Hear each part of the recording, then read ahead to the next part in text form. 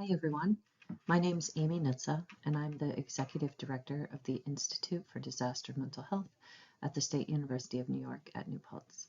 And what you're watching now is a recorded version of a workshop that we presented for the State of Maine back in December. This is a workshop around managing personal stress and promoting resilience personally in your community and in your team, your group, your workforce in response to difficult situations. We have three goals that we want to try to address in this training.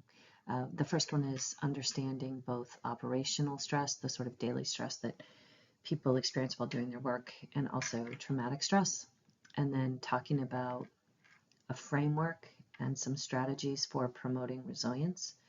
And then briefly, we're going to address a third goal, which is understanding treatment options. So if people are in need of treatment or additional professional support, we want to kind of demystify that process and give you some ideas about what to look for and how those treatments might work, just to help people have a better understanding of what can be kind of an intimidating process.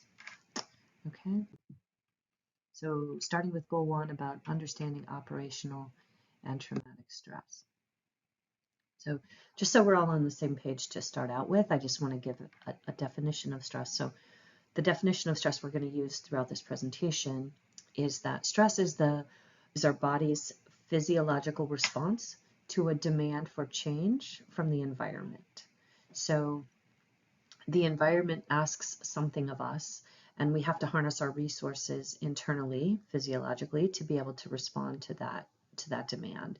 And that back and forth between the demand for our environment and the way that we respond to that is really a normal condition of life. And it's how we navigate through the world to allow us to survive and be healthy. And in that way, it can be positive, but obviously the circumstances under which we're talking about it in this presentation are when it becomes negative. And so most people on a daily basis in some sort of normal world, I don't even know what that means anymore, but under quote unquote normal conditions, most people deal with regular stress fairly well on a daily basis. It's what allows us to be functional in our environment, in our work, in our lives. We navigate what the environment asks for us, and that allows us to be successful. But not all stress is created equal, and I think that's an important concept to think about and to sort of tease apart before we start talking about how to manage that. So I'm going to now talk about the differences between acute stress, cumulative or chronic stress, and traumatic stress. So acute stress is our body's response, our body and our brain's response to a situation that we perceive as dangerous or threatening.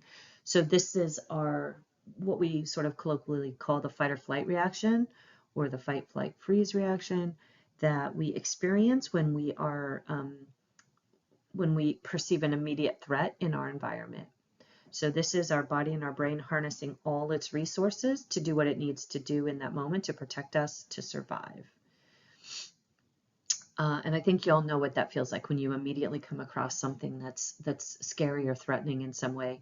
All the systems in our body temporarily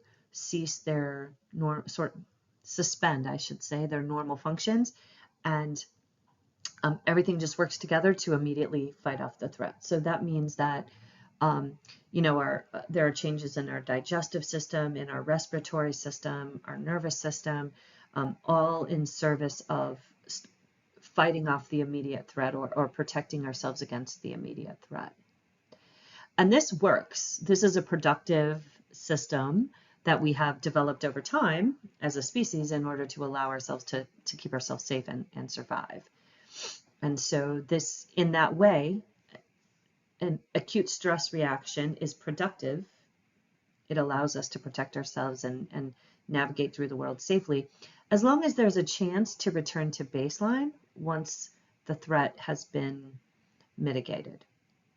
And so if we, metaphorically or really, we see a bear in the woods, all of our systems, our brain and our body quickly, very quickly, harness the energy to work together to protect ourselves from that threat, whether that's to run away or to hide or to fight.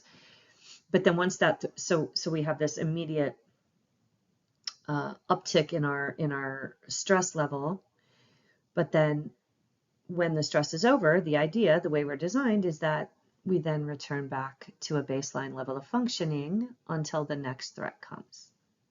But what happens, I think, for a lot of people in the current context is that the waves of acute stress are coming so quickly that there's not time to return to a baseline. And that really quick succession of acute stress reactions then becomes really, or can become really harmful, because our body's reaction during those acute stress moments are intended to be short-term reactions, and the hormones that circulate when we're in that place are intended to be short-term bursts of hormones, not something that circulates over time. And so when we're in this acute stress place for prolonged periods, it really does start to take a toll on our mental health and our physical health.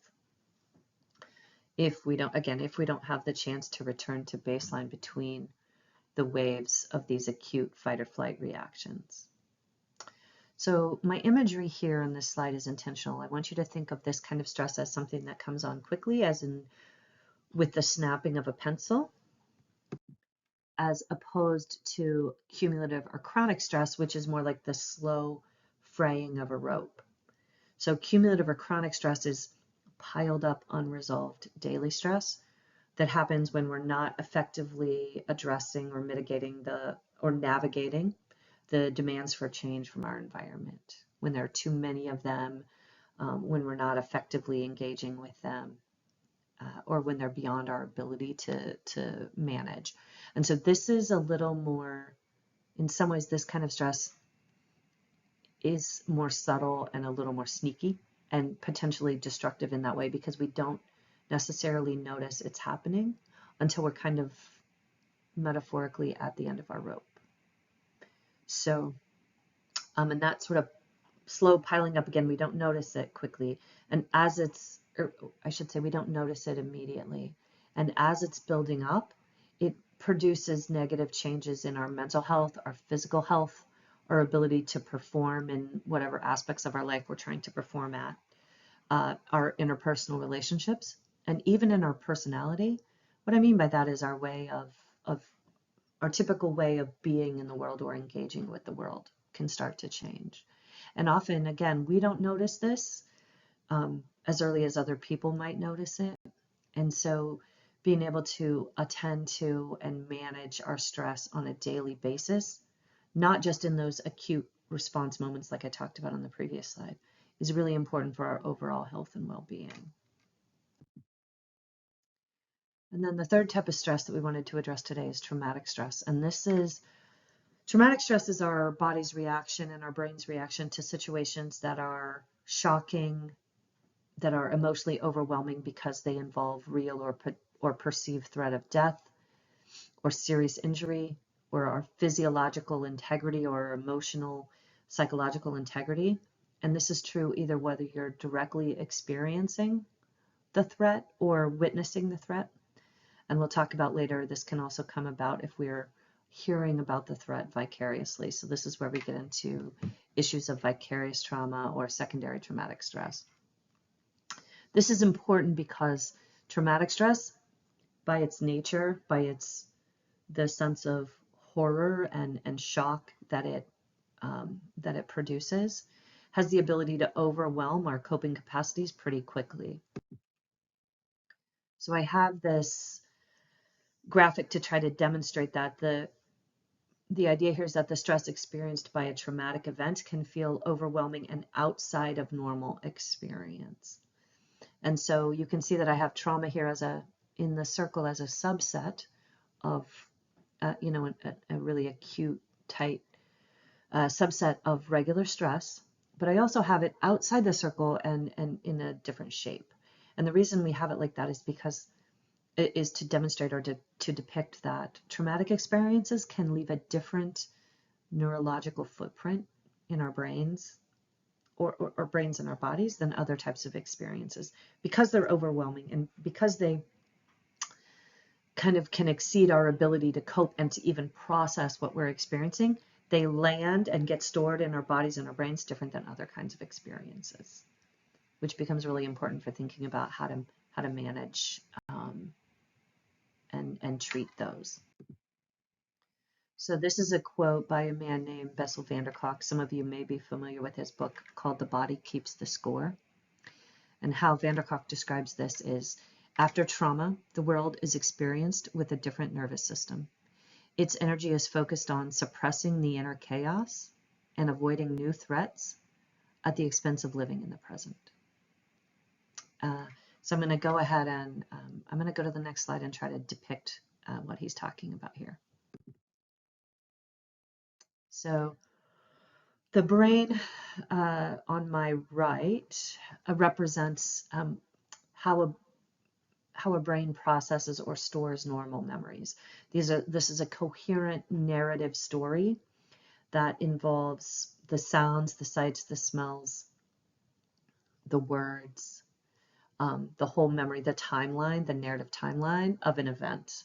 So if I ask you what you had for dinner or what you did for dinner last night, your story about that, unless you experienced something traumatic while it was happening, your story about that can probably involve all your sensory experiences. You can put it in a narrative timeline and kind of tell me that as a whole complete story. And that's the way normal memories are processed in our brains. But traumatic memories are overwhelming, as I said before, and so they're processed differently. So that looks more like the brain on my left with these sort of disconnected puzzle pieces. And the reason we have it depicted like that is because the emotions, the sights, the sounds, the smells, and the sort of narrative timeline of traumatic events get stored in the brain in these different sort of disconnected fragments. As I say on the slide here, the essence of trauma is that the overwhelming experience is split off and fragmented, not just from other memories, but from the other aspects of the same memory. So these are these little fragmented pieces that don't really get processed. We might say they get sort of seared or flash frozen into the brain. And as such, they're not even really memories. They're more like live wires that can be reactivated at any time. And when they're reactivated, it's not that they are recalled from the past. It's like it's a re-experiencing or a reliving of what happened. So it's not a memory of something that happened in the past. It's like being back in that place again.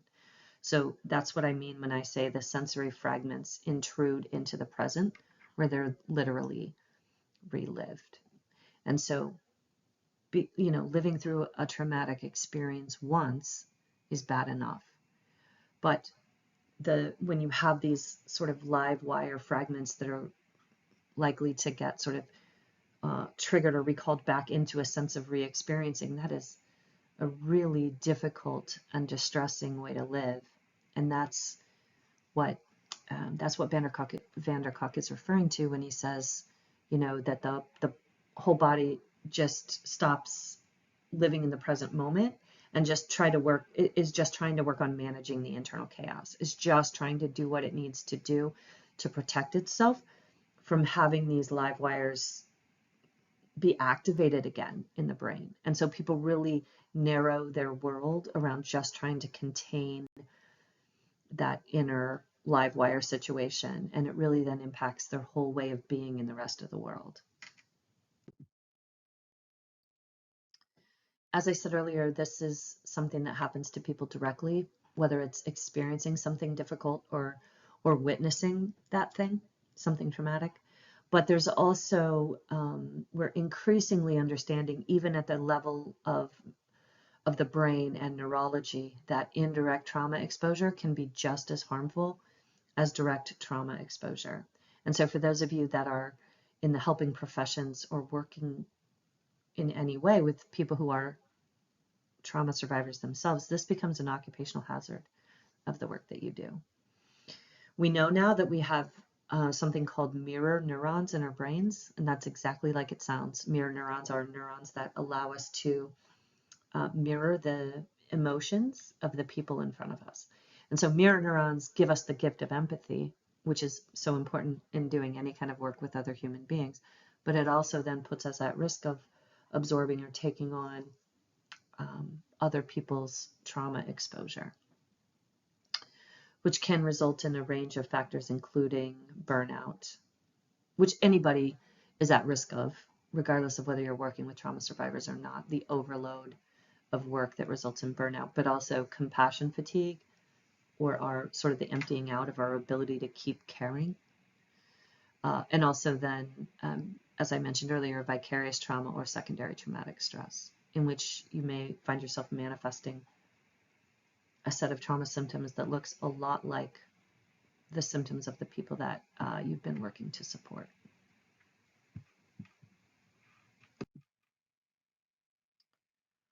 So there's some sort of theory and some science around this.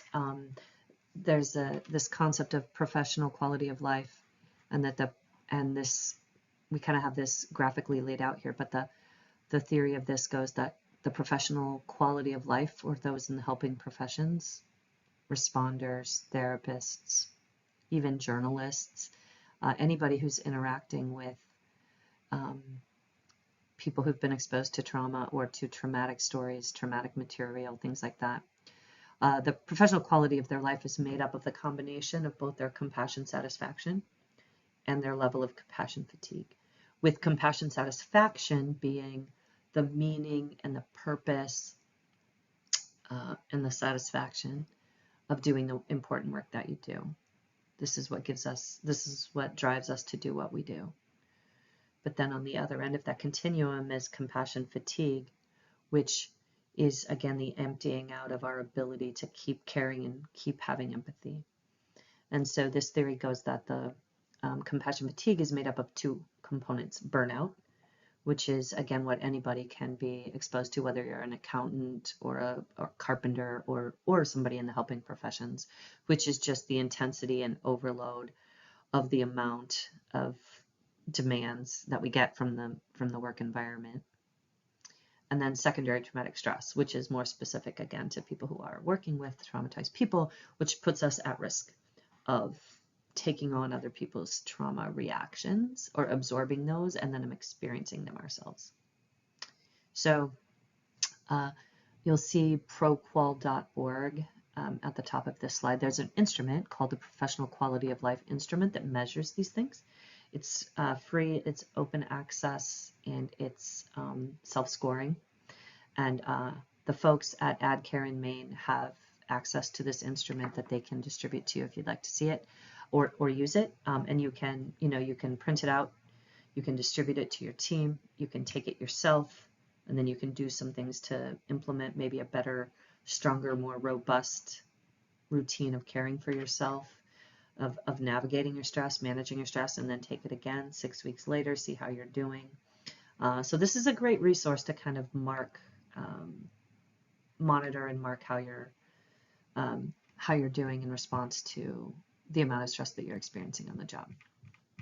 So now that we've talked about what stress is and how the different types of stress manifest, we're going to do a little bit of a deeper dive in terms of how both acute and traumatic stress impact us at the level of the brain and our body, and then how that might also manifest in terms of symptoms that you experience both in yourself and in other people.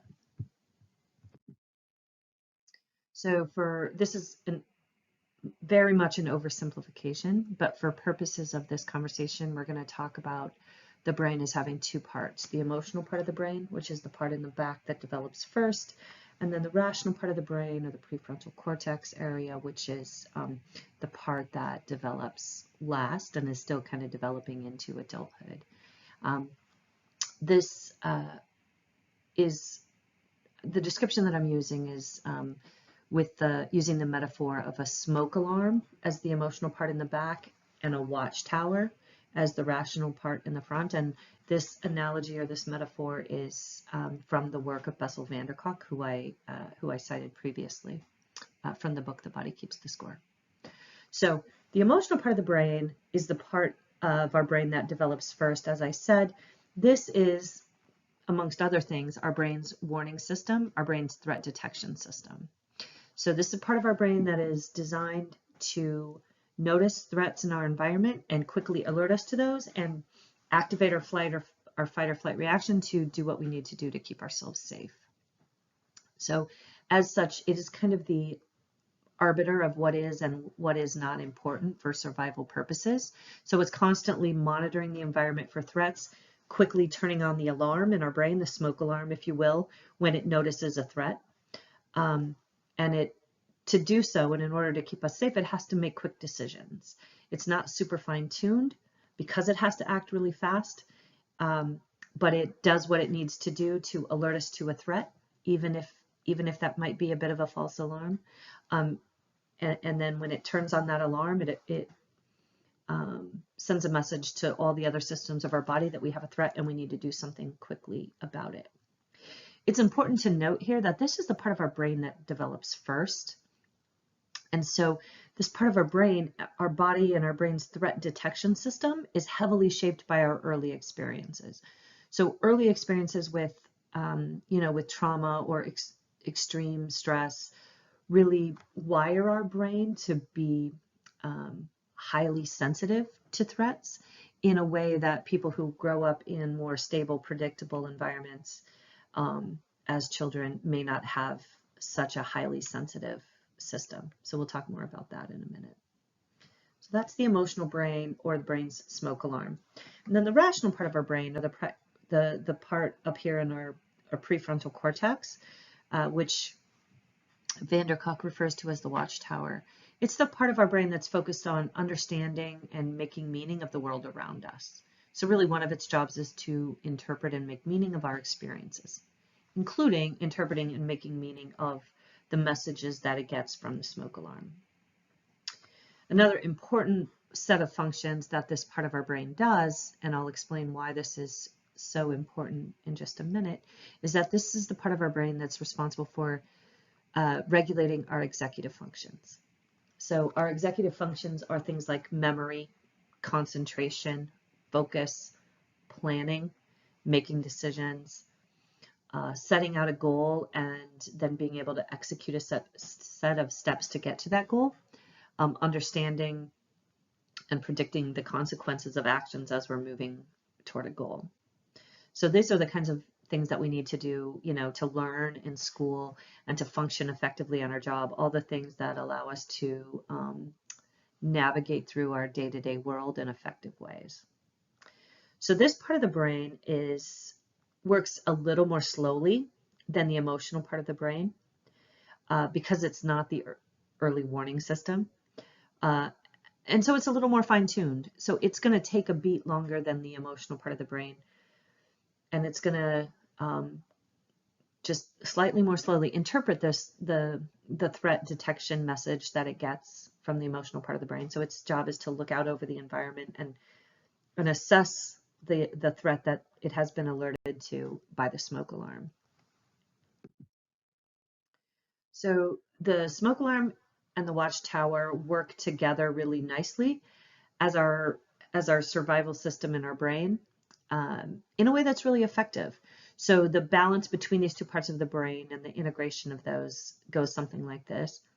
The emotional part of the brain notices a potential threat, some sort of extreme stressor in the environment, and it turns on the smoke alarm.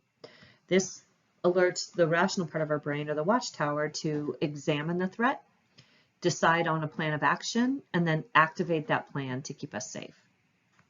So it communicates that there's something in the environment that is scary and brown and furry, and then it has to sort of take a beat and decide, is it really a bear or is it just another fuzzy brown thing in the woods that doesn't pose a threat to us, and then make a plan of action and execute that plan.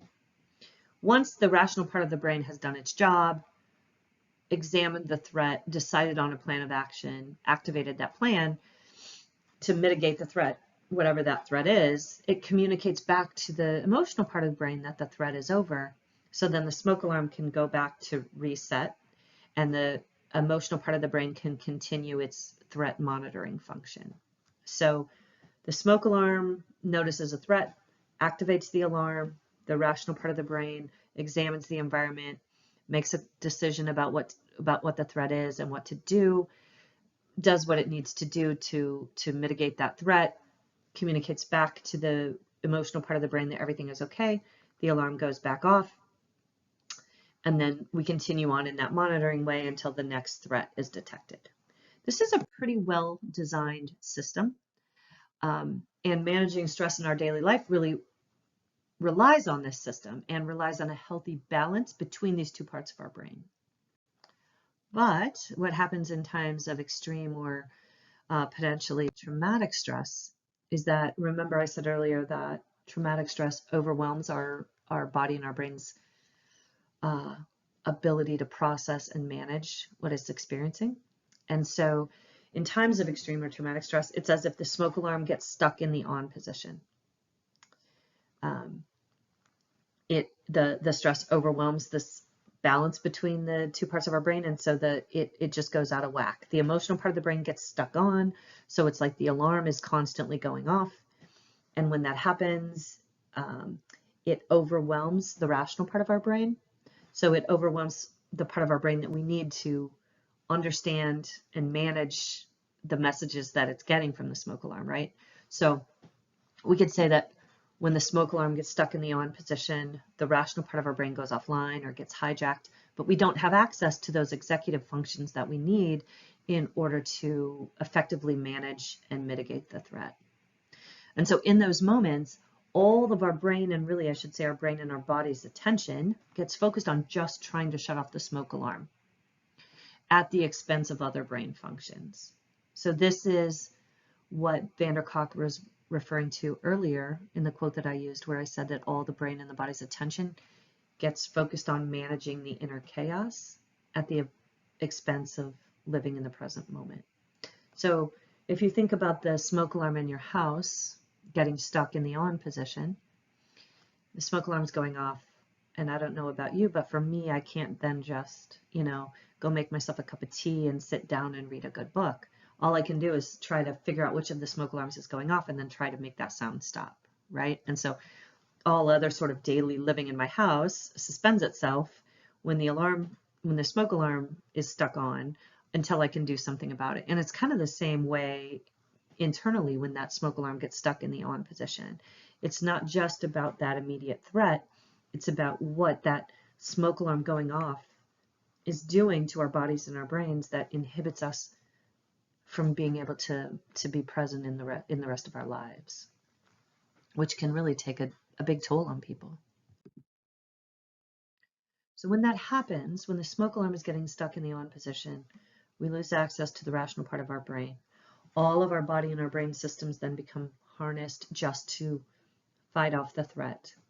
And without the ability to kind of shut it back off in the way that we need to, that's going to manifest in terms of a set of symptoms, a range of symptoms, I should say, emotional, cognitive, behavioral, that I'll talk about now. But before I do that, I want to start by reminding everyone that reactions to stress and reactions to trauma are not necessarily signs of pathology. Having a symptom does not mean that you have a disorder. And reactions to overwhelming, terrible situations are understandable, expected reactions to crazy situations, to abnormal circumstances. So it's really the circumstance that's broken, not the person. And that is an important message for people who sometimes feel like something's wrong with them, that they're broken, that they've done something wrong. There's some stigma. There becomes stigma associated with acknowledging these reactions in oneself sometimes. And so when you're working with people or supporting people around you, or even for yourself, just reminding yourself that the symptoms that you're having or that you're experiencing are our brain and our body's really best effort to manage something that is almost by definition outside of what we were designed to be able to handle. I also want to point out here that these symptoms can be, or reactions can be, immediate or they can be delayed. And when there are immediate reactions to something terrible that we've experienced, sometimes they make some sense to people.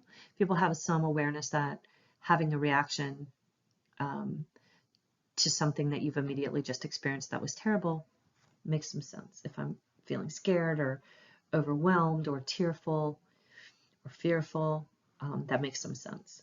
But when the onset of a reaction is delayed, that can be a little more confusing because people don't necessarily connect what they're experiencing back to the original incident or event. And so as such, that can be a little bit more distressing because it feels like you're now having this reaction that comes out of nowhere.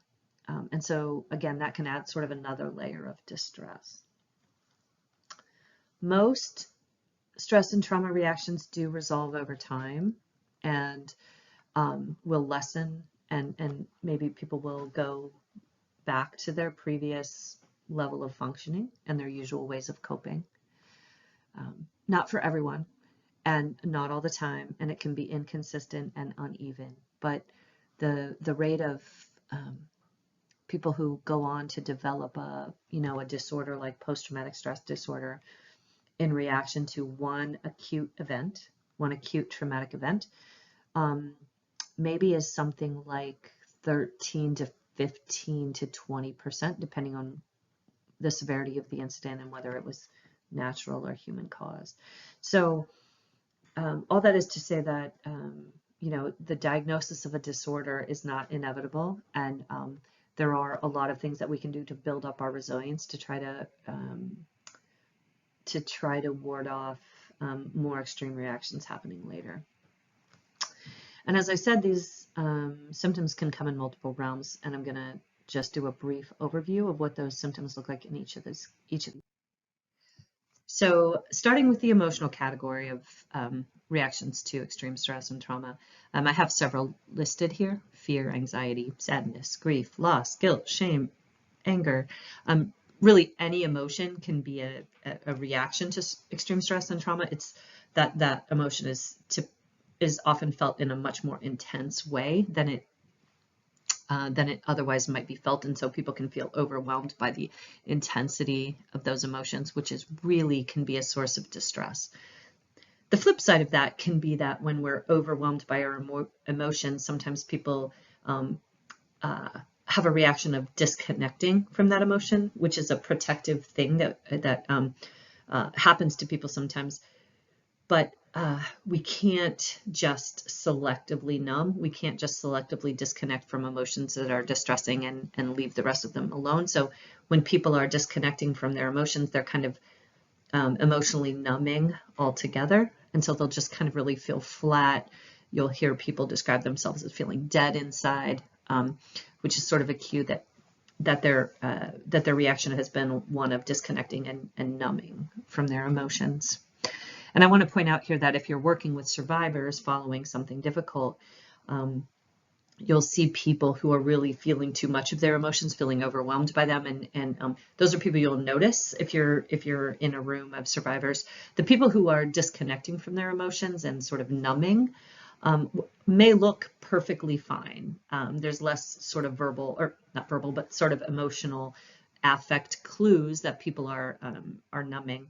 And so just be aware as you're working with survivors or looking at a room and trying to decide who to approach or how might I support, that the people who aren't showing a strong emotional reaction may be experiencing just as much distress as those who are overwhelmed by their emotions. People often also lose the ability to regulate their emotions in the same way that they are used to being able to do.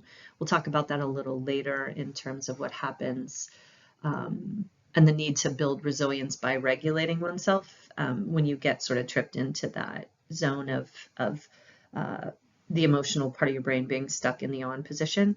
That sort of dysregulation that happens then can feel really distressing to people who are used to going through their days feeling just fine and able to manage the emotional reactions that come and go over the course of a day.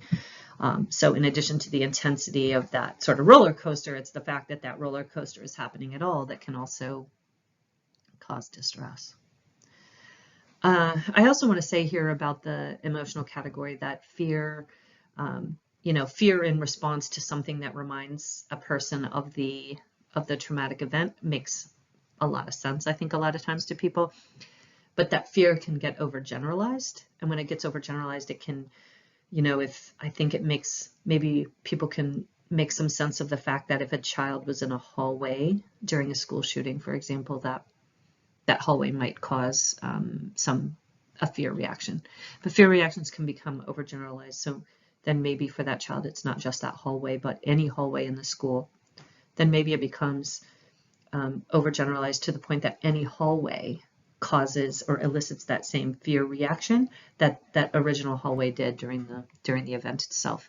And when that happens, it really can cripple people's ability to function. Imagine, not being able to be in a hallway at all without having an intense fear reaction. People will start avoiding things that remind them of the event. So if you have to now avoid all hallways, it's going to really start to impair your life.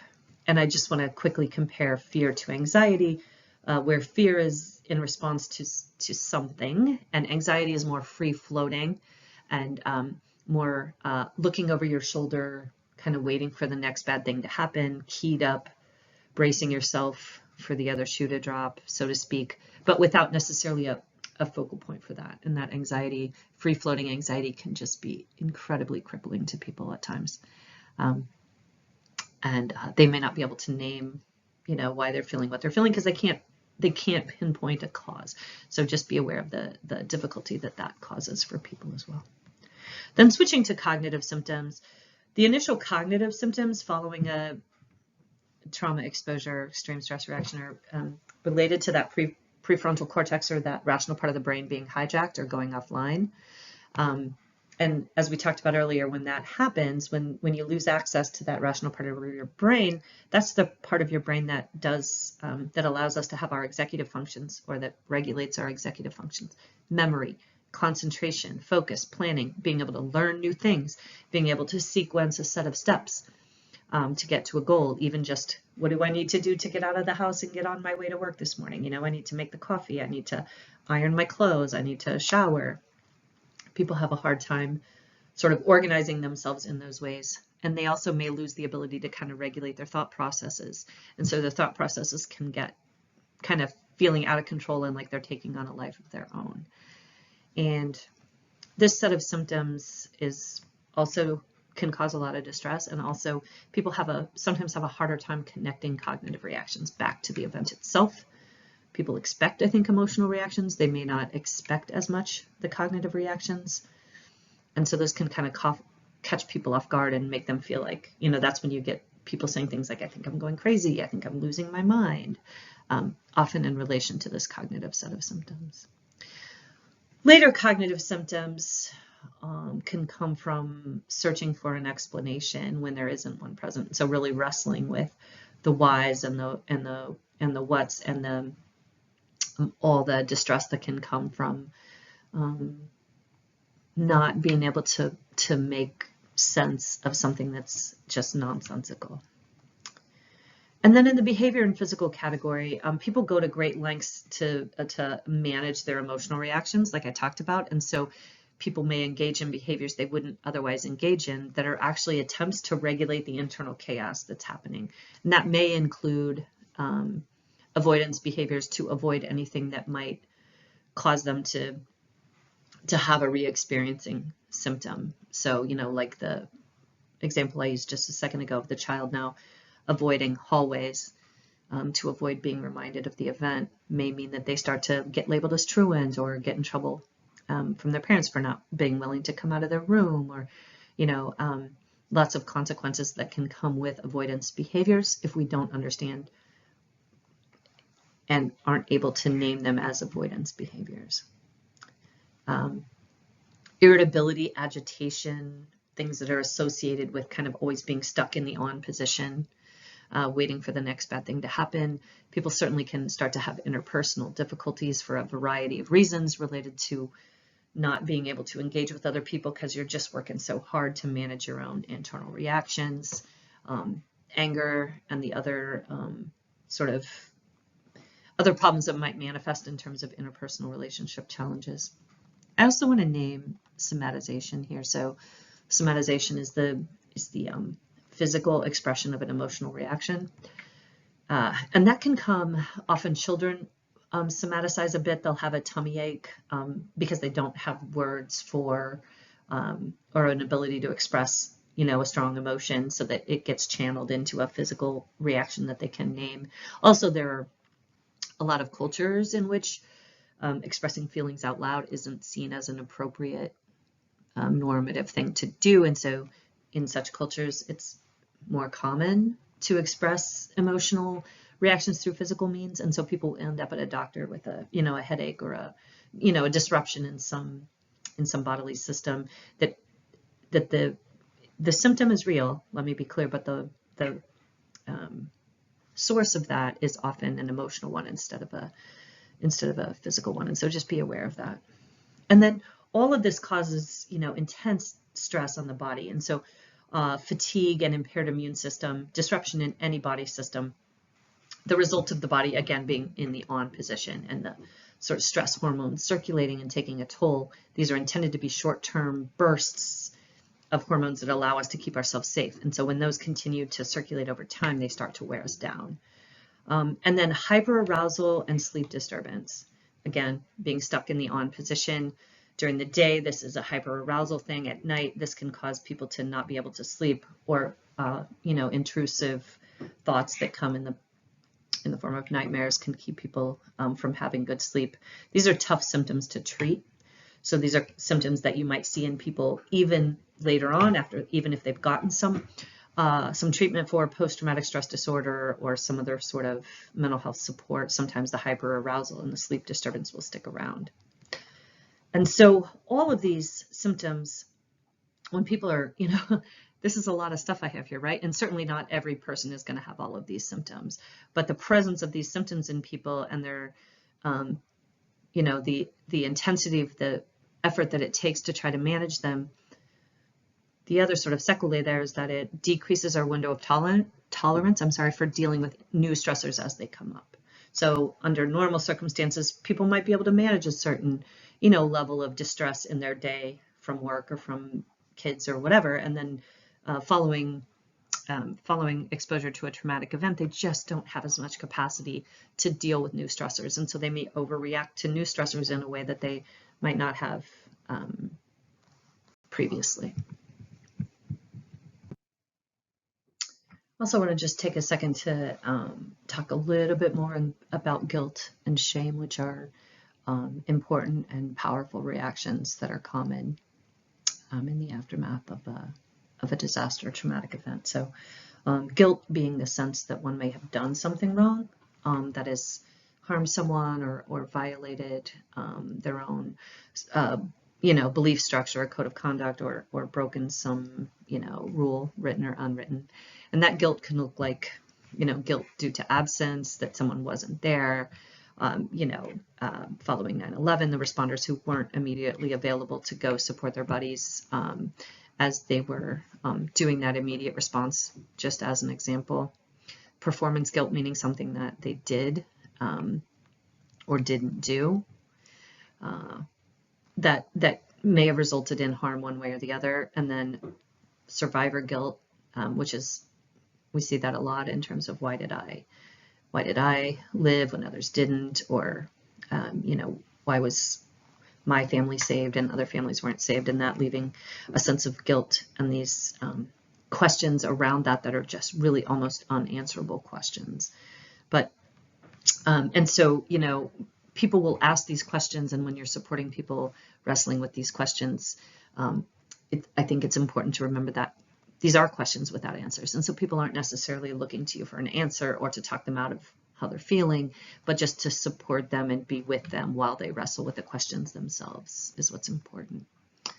And then shame being less about something one did or didn't do, but shame reflecting the sense that something is wrong with the person themselves, that there's the person is defective or wrong in some way, not based on behavior, but just about who they are. So, I'm bad, I'm worthless, I'm unlovable, I'm evil, those kinds of things. And those thoughts and feelings can be under the surface, but then really come to the forefront in the immediate aftermath of a disaster. And so this is also tricky because some of the, especially the guilt reactions, may have some truth to them. You know, if someone didn't evacuate when they were told to evacuate, and then something bad happens as a result of them staying in place, then there's, you know, it's hard to get around the fact that there may be some truth to what they're wrestling with, but often those little bits of truth get blown up and blown out of proportion, and then people start to make self-judgments and appraisals in a way that appraisals about themselves or their behavior or their worth that are distorted and that really are more negative than what might be objectively accurate. People also will misjudge what they actually could have accomplished if they had been there to help, or underestimating the value of what they actually did. And so all those are just really hard questions that people may face. And again, I just want to reiterate that the important thing there is to just be there with people as they wrestle with them, but without the need to try to solve it or to talk somebody out of feeling what they're feeling.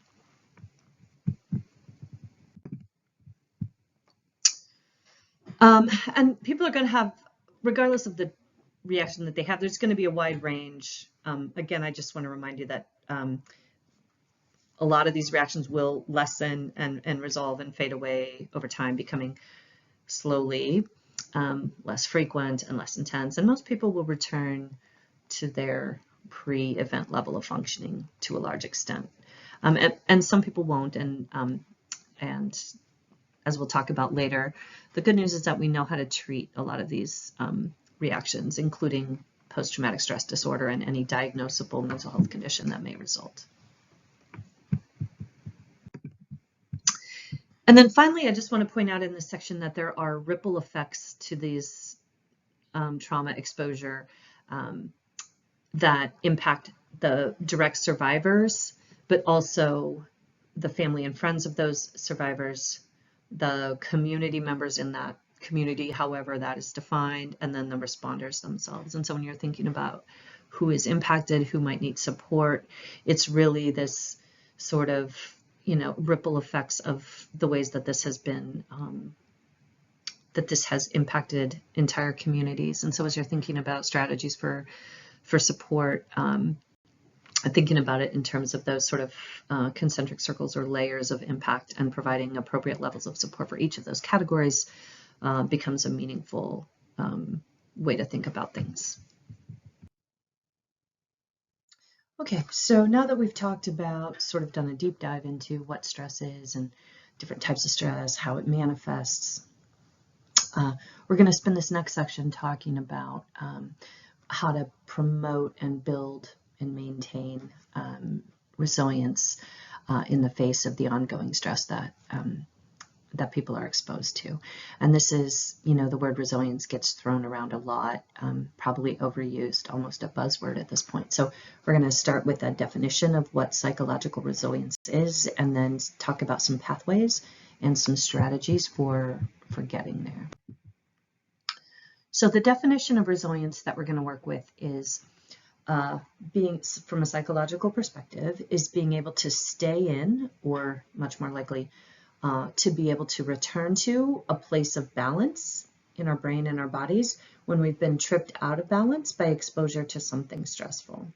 So if you'll recall earlier, we talked about when we are exposed to something that is an extreme moment of acute or traumatic stress, that the emotional part of the brain gets stuck on, the smoke alarm gets stuck on, we lose access to that rational part of our brain. And so when that happens, resilience is having the sort of mental muscle, if you will, to be able to more quickly get back into balance so that you have all your resources about you when you're dealing with something difficult. So there's a book called Resilient by a man named Rick Hansen, who sort of summarizes all the best science on this. And he talks about green zone, the idea of a green zone and a red zone. And the red zone being that fight or flight place where we're in fight or flight mode. When we're in that mode, as we've talked about earlier, all the systems in our body get disturbed. They sort of suspend their normal functioning to just harness the resources to fight or flight, or, or flee. Um, and when we're in that place, we're in threat response mode, we're in survival mode. And so everything about us is acting from a place of perceived deficit or disturbance, not where we want to be when we're trying to manage or navigate our way through a really difficult situation. And so again, Hansen calls that the red zone, as opposed to a green zone, which is when the emotional and the rational part of our brains are in balance. And when we're in that place, our body is in its state of restoration and refueling.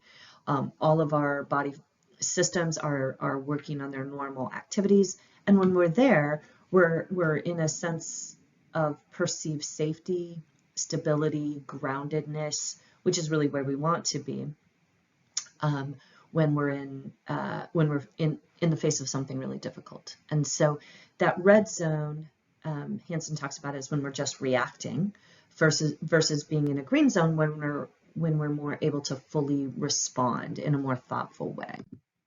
So to go back to our definition of resilience, it's being able to maintaining the ability to respond versus just react to difficult situations. Or another way of saying it then is to more quickly get back into a green zone place when we've been tripped into a red zone place by exposure to something difficult. So there's really no, I guess if there's good news here, there's really no one way to do this right. So we can, there are multiple pathways for building resilience and multiple strategies within those pathways. The most important thing, and I'll say this multiple times, is that you identify a pathway or a set of pathways that work for you, and then be able to follow those pathways, use those strategies over and over so that you build up, again, the sort of mental muscle to be able to maintain your resilience. So how do we do this? My imagery here of riding a bicycle is intentional.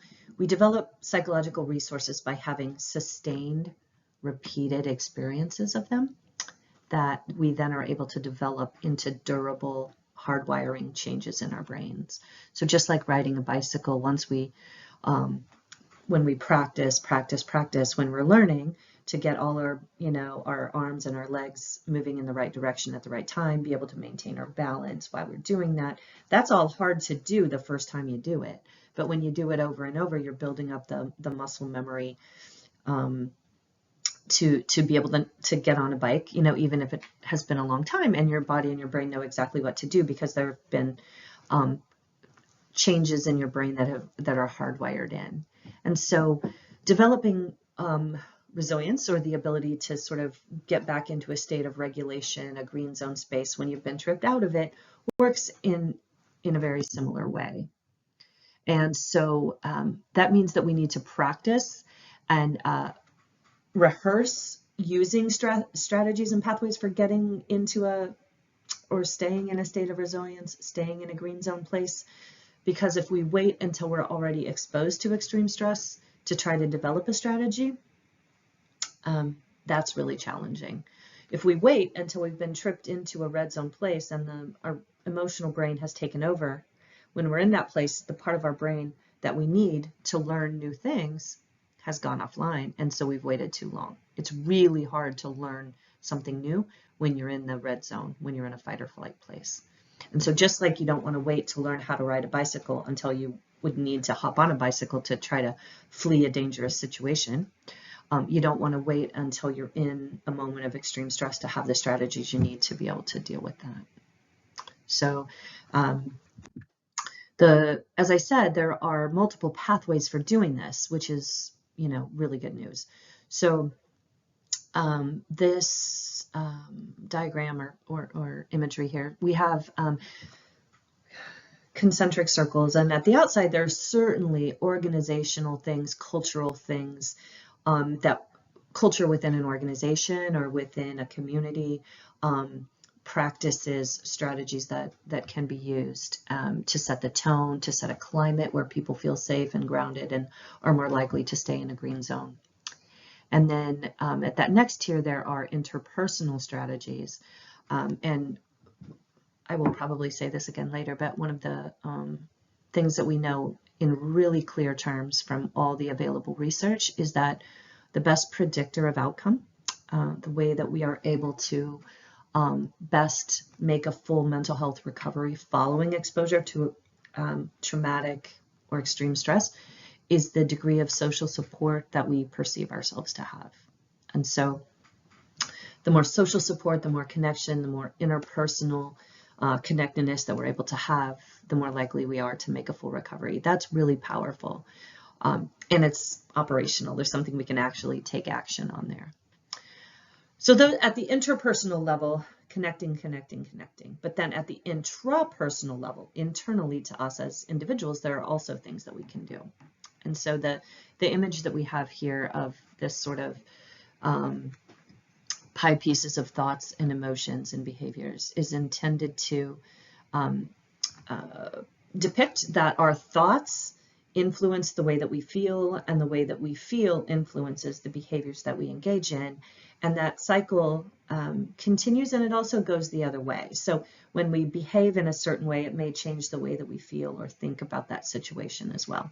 And the reason that's important to this conversation is because we can start from any one of these places and have an overall impact on our well-being and our ability to build and maintain resilience. So we can start to build internal resilience from a cognitive, sort of rational, thought-based place, or from an emotion-based, emotion regulation type place, or we can start from a behavior-based place. And again, this is important because some people are just more comfortable in one of these categories than another, and that's totally fine. If working in the realm of emotions isn't comfortable for some people, we don't have to start there. You can start from a place that is the most comfortable to you, because again, we want people to engage in things that are consistent with who they are and how they approach the world, not ask them to do something that feels really not consistent with their own internal the way that we think or function or operate. Because we want people to do things that feel good, that they're more likely to engage in and practice on a regular basis to build up those durable changes in the brain like we talked about a minute ago. So I'm going to go through each of these. So the first set of strategies I'm going to talk about are in the behavior-based place. And so the goal of this kind of strategies in this pathway are to complete the stress response. So meaning we get tripped into a red zone, our emotional brain takes over, and we need some kind of cue. Our brain needs some kind of cue that the threat is over, so that it can get out of survival mode, it can get out of threat response mode and get back to its monitoring function in a green zone place. And so hands down, some of the best ways to do that are by using our body and to communicate from our body back to our brain that the stress is gone or the threat is mitigated. So physical activity is huge. Exercise, physical movement is one of the best ways to complete the stress response cycle. So again, that's using our body to communicate back to our brain that the threat is over, and the brain can get itself back into balance. Deep breathing exercises, any range of deep breathing exercises also work for this purpose, as does laughter or even a good cry. It gives us that physical release that we need to be able to recenter ourselves. I'm not advocating crying as a good long-term strategy, but in the moment when you have nothing else, it's actually a pretty good one. I also put positive social interaction in this category, connecting back to the idea of interpersonal connections as being super, super important. And creative expression, any outlet that you have to express what's going on for you internally, drawing, writing, dancing, singing, anything like that as a behavior will also go a long way toward this. And then I also wanted to point out here progressive muscle relaxation. If you're not familiar with it, progressive muscle relaxation is a strategy of, usually starting with your feet, but moving from, just like it sounds, progressive muscle relaxation. So starting with down in your feet and slowly, one muscle group at a time, tightly tensing and then releasing each muscle group. So maybe for 15 seconds, you very tightly tense the muscles in your feet and your calves, and then release. Maybe do that twice, and then move to the next muscle group. On all the way up through your shoulders, your jaw, your head, your forehead, the muscles around your eyes. And this is helpful in training your brain to pay attention to your muscles. It may offer you some relief in the moment, but you may also find that it is strengthening the connection between your body and your brain, and you may become more aware of your muscles and when you're tense. You know, for a lot of us, myself included, I walk around with my shoulders up around my ears. And so progressive muscle relaxation may allow us to notice when our body is tense and is telling us that things are bad, and then we're able to more actively address that, and then that will have a positive impact physiologically, but also in terms of our brain. So I have a quote here that I like from a book that kind of summarizes all the best research on stress management, that says it might be naive to say that we think with our muscles, but it would be inaccurate to say that we think without them. And so again, the idea here, I think we're all aware that our brain communicates messages down to our body, but this pathway, this behavior pathway, is saying that also our body communicates messages back up to our brain, and so we can use our body to tell our brain that things are okay, which will give us the opportunity to sort of consciously then reset back into a green zone place. So that's the behavior category, and next we'll talk about the emotion category. So the goal of the categories in the emotion-based category are to work directly with the brain's ability to stay in balance, to stay in the green zone. So you can think of that, like I've said earlier, as building up mental muscle. Another way to think about it is developing habit formation around being able to stay regulated, but it's targeting directly the ability to regulate our emotions, also to regulate our attention, to learn to hold our focus so that we can more actively notice and then take action on moments where we've become dysregulated. And this is all built kind of on the idea that noticing and accepting the reactions that you're having give you more control over them, more ability to work with them, versus kind of just our emotions, doing their own thing or kind of driving us. It's kind of taking back the ability to regulate those to a large extent. So the strategies here are things like any sort of mindfulness practice or meditation, more formal meditation. Also any deep muscle relaxation or deep breathing activity. I know that I just talked about breathing and even progressive muscle relaxation in the physical behavior-based category, but these really aren't mutually exclusive. We've kind of divided them up this way for illustrative purposes, but some relaxation and deep breathing exercises are really intended to, in addition to being good physically, they're intended to allow us to develop the ability to intentionally regulate ourselves. I also put yoga in this category. Obviously, there's also a behavior or physical exercise component to yoga, but I think the original intent of yoga was really in this emotion awareness regulation sort of category.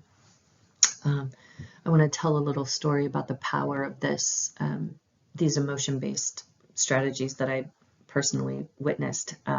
So when my kids were younger, several years ago now, we lived in the kingdom of Bhutan for a semester. So Bhutan is a little Buddhist kingdom that sits up in the Himalayas between the Tibetan part of China and India. Nepal's over here.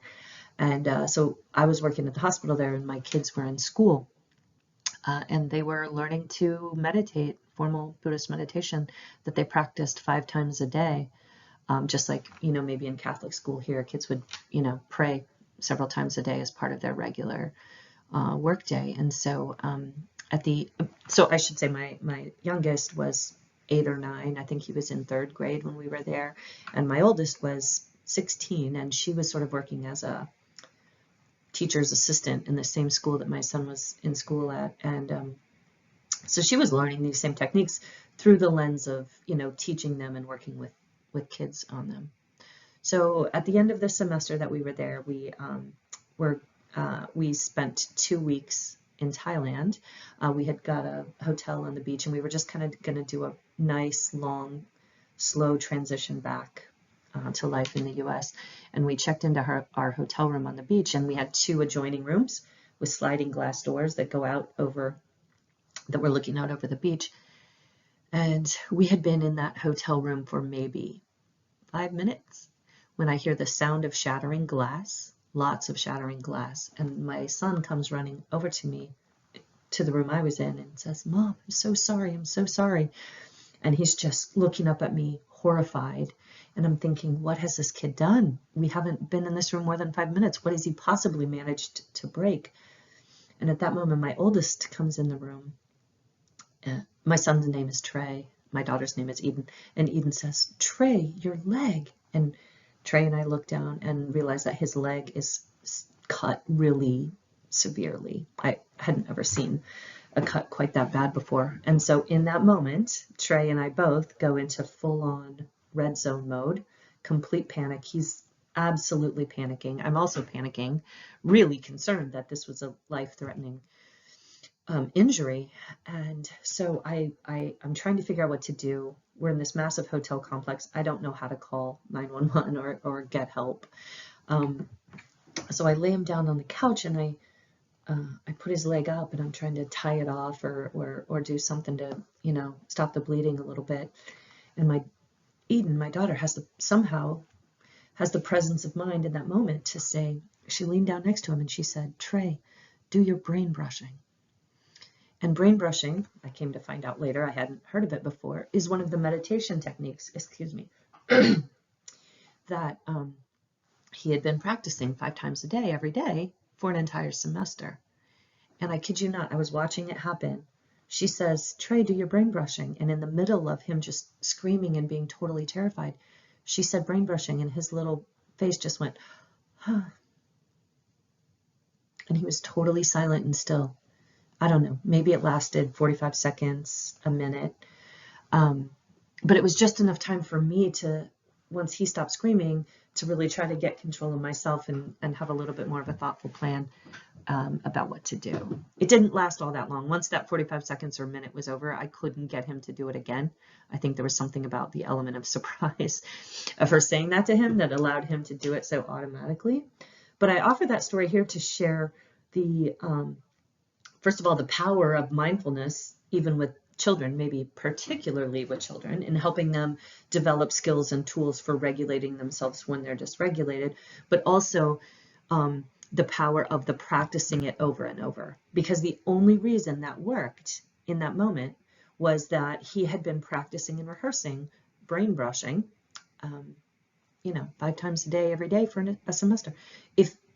If you think of that same story and change it so that my daughter leaned down while my son was totally panicked and said, "Hey, buddy, I want to teach you something." And then she tried to teach him brain brushing in that moment to help him regulate himself. Obviously, that wouldn't have worked. The part of his brain that he needed to be able to learn a new thing he had no access to it in that moment. And so my son is now 18, going off to college in the fall, and he has a big wicked scar on his leg from that experience, and he hates that I use this story, but I think it's just such an important illustration of the 2 concepts, the power of emotion-based strategies in this moment, but also the power of rehearsal to develop the mental muscle or the habit formation necessary before the bad thing happens so that you have access to it when the bad thing happens. And the last set of strategies are the cognitive-based resilience strategies. And these are strategies that are designed to work with our thought processes or the chatter or the self-talk that's kind of always running in our heads, whether we notice it or not. So these are strategies where the goal is to be able to manage our thought processes a little bit and all that chatter in our head to avoid unnecessary activation of the fight or flight response or unnecessary sustaining of us being in a red zone after the threat is over. So when there's an acute threat from the environment and our fight or flight system goes on, that experience just on its own, if it's not sustained by anything, is about a 90-second, kind of 2-minute reaction. So if the threat is over and we're still in that red zone place, then something is happening, and it's likely that what's happening is that the chatter in our head is keeping us in a red zone place. We're saying things to ourselves that are super negative and are just causing us to sort of ruminate and stay in threat response mode even after the threat is gone. So this is that chatter in our head, or to date myself a little bit, the tape recorder that goes off in our heads that says things like, this is so bad, I can't believe this is happening, I can't believe I did this, or I can't believe he or she did this, I'm so angry, I'm so embarrassed, da, da, da, da, da, da, da, da, da. And so that chatter, which is often kind of playing in the background when we're not even tuned into it, can actually keep us sustained. It can keep telling our body and our brain that the threat is still there even when it isn't. And so these are practices designed to work on that. The other thing that this set of strategies is designed to do is to combat the brain's negativity bias. And what I mean by that is that we are wired from an evolutionary perspective to scan the world for bad news first. We needed to do that, and I guess to some extent still need to identify the bad news, the threats, and to notice those first for survival. But what that does is it reinforces in our brain this loop of noticing threats and problems at the expense of noticing other information that is more neutral or more positive or may counteract that the negative thing that we're focusing on. So when we focus tightly on the bad news, we lose sight of the big picture, and then we can over-represent the degree of the threat or the problem or the size of it, but then that negativity gets fast-tracked. The process of focusing on negativity gets sort of fast-tracked and hardwired into our brain, essentially. And so it becomes this vicious cycle of noticing bad news and missing out on the good news. Hansen, the same book on Resilient Rick that I referred to earlier, he calls this, he says something about this that I like. He says, our brains are designed to be Velcro for bad experiences and Teflon for good experiences. Meaning, I think as it describes, that our brains are designed to grab onto the bad news and hold on to it, but what that means then is that the good stuff or even the neutral stuff can just kind of slide away and doesn't get noticed. And so in order to have a more realistic picture of what's happening and not get stuck in this loop of focusing on and then processing negativity and then sort of seeing the world through that lens of negativity, we need to really kind of actively work to counteract what can become just kind of our natural instinct. And so cognitive-based strategies are strategies around what I just referred to earlier as self-talk. So these are strategies that ask you to focus on what is the chatter in your head. Can you tune into it for a little bit and see what's there? And is it full of self-criticism, resentment, other types of negativity, judgments about yourself, about other people? You know, sometimes I think if we stopped and listened to how we actually talk to ourselves in our heads a lot of the time, that if we talk to other people that we love and care about, or people that we work with, if we talk to them the way that we talk to ourselves, we wouldn't have a lot of, we would lose friends, we would lose relationships because we're so often get stuck in such a negative place, particularly about ourselves. So these are strategies that ask you to tune into that a little bit, just listen to the self-talk. And then can you start to think about replacing some of the negative stuff with stuff that's a little more realistic? I'm not saying, Pollyanna, just think positively and everything will be fine. That's not my message here. But my message is that there may be information that we're missing when we focus on the negative. And if we train our brains to focus more on the other information, whether it's just something that's a little more neutral or more realistic or gives a fuller picture of the situation, and then give yourself permission to notice and hold on to the positive information as well. that will start to become a self-reinforcing loop where the more you focus on the positive, the more you will notice the positive, which goes to the science of gratitude and reflection. There's actually some increasing science around the power of the practice of gratitude. I think before the science was readily available, Oprah used to talk about this on her show about using a gratitude journal. And I think the idea she had was that you know, at the end of each day, if you sit down and write down 3 things that you're grateful for from the course of the day, first of all, that's a good practice, and it allows you to end your day with more positive thoughts in your head, which will kind of settle you maybe and get you out of survival mode and be better for your sleep. But also, the practice of noticing the positive, noticing things you're grateful for, will become habit, will become mental muscle, or you're forming a habit there of counteracting the negative all the time, or counteracting the negative some of the time, I guess, which will, again, back to the goal of it, which is to avoid unnecessary activation or sustained activation, I guess, of the fight or flight response of the red zone experience beyond its necessary usefulness. The other category, the other strategy we have in this category is called stress inoculation. And I'm actually going to stop and talk to you a little bit in depth about stress inoculation, because it's a practice that we've found to be quite useful at our institute, and is something that isn't readily available kind of on an app or something like that. So we're just going to talk through that a little bit. So stress inoculation is kind of just like it sounds. If you think of an inoculation against a virus, you know, the goal of getting a flu shot or the COVID shot is not to prevent you from getting exposed to the virus. It's intended to prepare your body to mitigate, to fight off the negative impact of that when you are exposed. And so the same thing is true for stress inoculation. In doing the work, the important work that a lot of you do, being exposed to, trying to avoid being exposed to extreme stress is probably not realistic. That would be like, you know, walking through water I'm going to say that again. That would be like trying to walk through water without getting wet. But we can do some things to prepare ourselves for specific stressful situations that we anticipate we are going to be exposed to, so that when it does happen, we are prepared to mitigate the impact, so that it doesn't leave such a negative internal footprint with us, if you will. So I'm going to talk you through the steps of this briefly. There is a worksheet that our institute has developed around this that you will have access to. I will make sure that AdCare has copies of this that they can distribute. I think it'll make more sense if you work through the worksheet.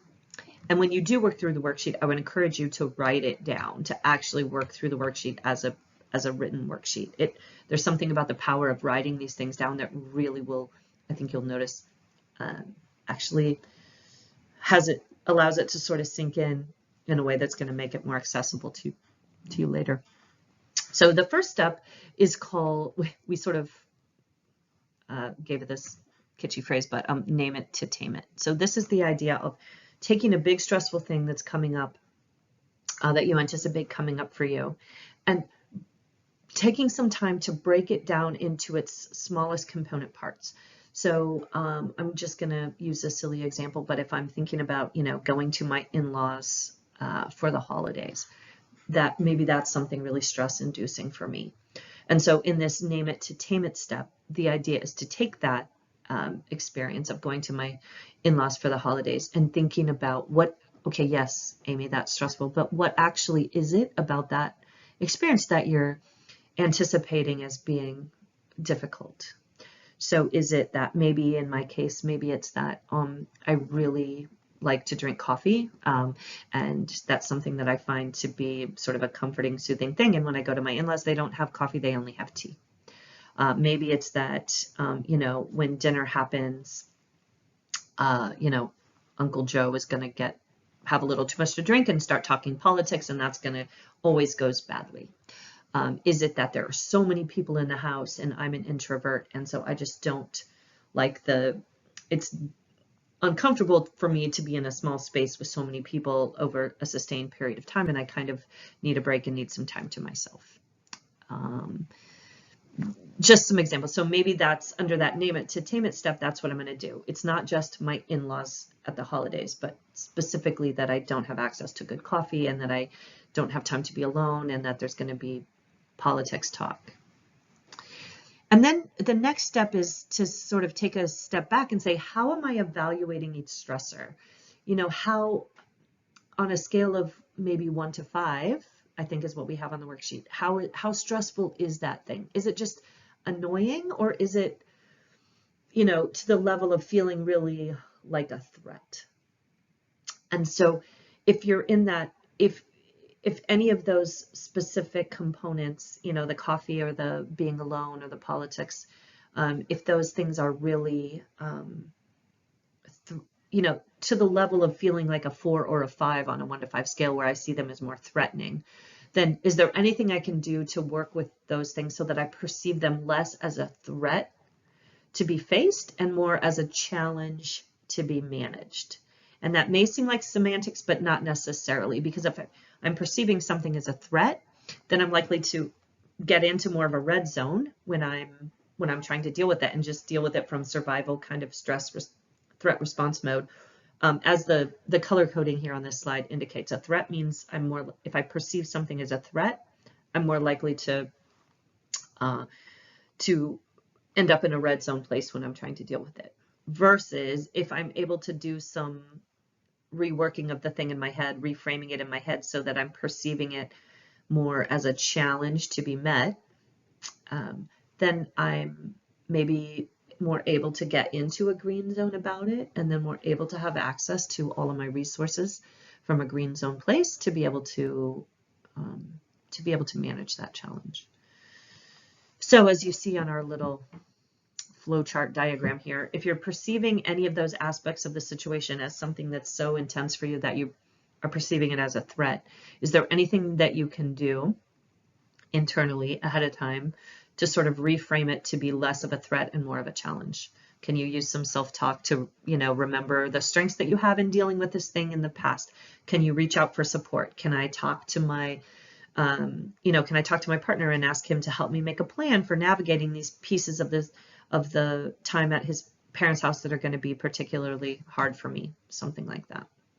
So we're taking each of those component stressors that we've identified, and we're just doing a little self-check about them to see how are we perceiving them and what can we do to help ourselves perceive them in a way that's going to allow us to tackle them from a green zone place.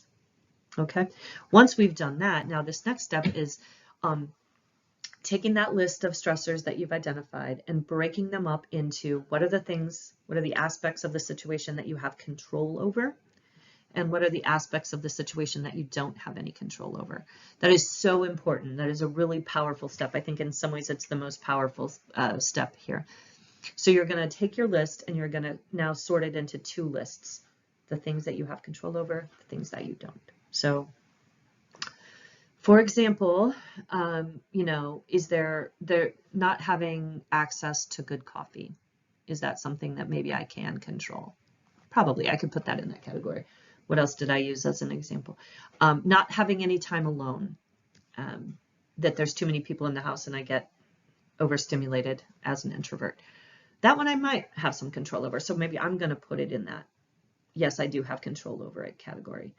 Uncle Joe having a little too much to drink and talking about politics, I'm probably going to put that in the category of things that I don't have control over, because I don't have control over other people's behavior. So now that I have this list, I'm going to take the list of things I do have control over, and I'm going to make a plan. I'm going to problem solve ahead of time. What am I going to do to tackle this part of the situation head on, because I do have some control over it? So in this sort of silly example that I've come up with, the things about not having coffee and not having any time to myself to reset myself are things I'm going to tackle head on. So maybe I'm going to work with my partner, again, for interpersonal support, and I'm going to say, after dinner has been completed, I'm going to offer to make a Starbucks run for everybody.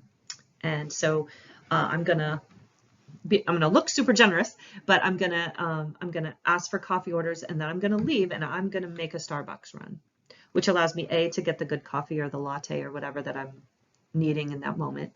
But it's also going to allow me to leave the house and get some time to myself. And if my partner and I have strategized about that ahead of time, then he can support me in helping with this plan and not being caught off guard by it. So now I have a plan for when it gets too much and I'm overstimulated and I'm under caffeinated. And then, but for the other part of the situation, the Uncle Joe talking about politics and that starting a fight in the house, I don't necessarily have control over what Uncle Joe does, but even when you don't have control over some aspect of the situation that you're in, what you can always work to have control over is your own internal reaction to that thing. So for the aspects of the situation that I've decided I don't really have control over, what I am going to work on is having a plan for coping with it when I can't change it. How am I going to tolerate and get through in a positive way as I can a situation that's really out of my control? And so I'm going to have a plan, a set of strategies for coping when Uncle Joe starts talking about politics. So this may be, depending on the situation, this may be a quick, deep breathing exercise like box breathing, which is super simple. And it's something I can do without anybody even noticing that I'm doing it. So I can continue to sit in the room while the politics talk is going on, and I can just be internally engaged in a process of regulating my breathing in a way that regulates me, but also allows me to kind of check out from the conversation and just be focusing on my internal experience. There may be something else I need to do to practice regulating my emotions or my anger, which I guess is an emotion. And even, in those moments when you can't change what's happening, distraction isn't a bad short-term strategy. Just using distraction or avoidance as your only coping skill over the long term is a terrible strategy. But in the moment when you don't have any other choice, just distracting yourself can be okay, can be useful. So maybe I have a game on my phone or a video queued up on my phone that I can just slide in one earbud and listen to something on my phone that's going to soothe me or make me laugh or something to distract me. Depending on the situation, what are your options for just momentary distraction to get yourself through the wave of something bad that happens? So that's the process of stress inoculation. Just kind of to summarize, it's taking a big thing, a big cloud of something that feels stressful, and then breaking it down into its smallest components, most manageable components, and then making plans for addressing those components, both the things you have control over and then the things that you don't, in a way that allows you to be prepared for when the thing happens. And the worksheet that you'll have access to if you want it is a way to practice that. That worksheet is also available on our IDMH website. You can download it for free. And I think that if you practice doing this over time, you'll find it to be pretty useful. Okay, so we've talked about building resilience at an individual level and the pathways and some strategies for developing and sustaining resilience. And then we did a bit of a deep dive into stress inoculation as one strategy for that. But we also talked about, in addition to those, intrapersonal strategies, we talked about the importance of social support and perceived social support predicting mental health outcomes following a disaster or a traumatic situation. So in this section, we're going to talk about psychological first aid, which is the recommended by pretty much all major, agencies and people who do this work as the early intervention of choice following a disaster, traumatic situation. So psychological first aid is analogous loosely to medical first aid in that it is not a clinical intervention. It can be provided by anyone who's been trained. Similar to medical first aid, if you encounter someone who's just experienced an injury, maybe the medical first aid intervention, cleaning the wound, bandaging it up, may be all that's needed. Or medical first aid may be used by a non-professional to stop the bleeding before you can get the person to a medical professional who can take it from there. And so PFA is kind of the same for mental health impacts of a trauma, in that it offering this early intervention in a non-clinical way may be enough to kind of get people back on their feet and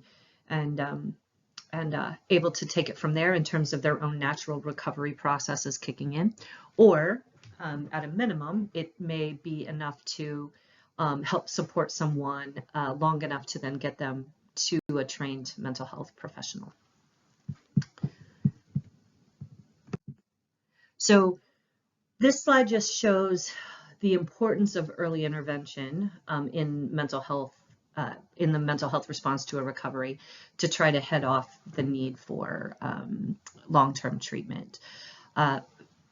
Approximately, depending on the type of event, obviously, but with an acute natural disaster, the percent of people who may go on to develop a diagnosis of post-traumatic stress disorder may be somewhere in the 15 to 18%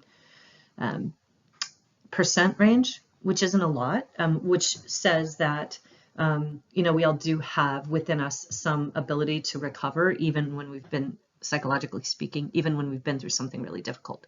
And so PFA is intended to be an intervention to address immediate reactions and support immediate reactions, with the goal of helping people's natural recovery processes kick in, to maybe avoid the need for long-term treatment, as I just said. So what we know about what people need in the early aftermath of a trauma is based on the best available science we have right now, is based on the work of Hobfall and his colleagues in 2007. They got together and they said, what do we know about what people, what's the science and what's the clinical wisdom of people who do this work? And they, so this was really 20 of the world's leading experts getting together and having this conversation, and what they, and doing this lit review. And they came up with really, they were able to boil everything down into 5 key principles. And so we know that in the immediate aftermath, people need these 5 things. They need a sense of safety, both real and perceived safety. They need a sense of calm in their environment and internally. They need a sense of efficacy or belief in their own ability, or reestablishment of a belief in their own ability to accomplish tasks and get things done in order to recover. And that efficacy is important both at the individual level and at the community or group level. They need a sense of connectedness. We've already talked about the importance of connectedness and social support. And they need the establishment or reestablishment of a sense of hope.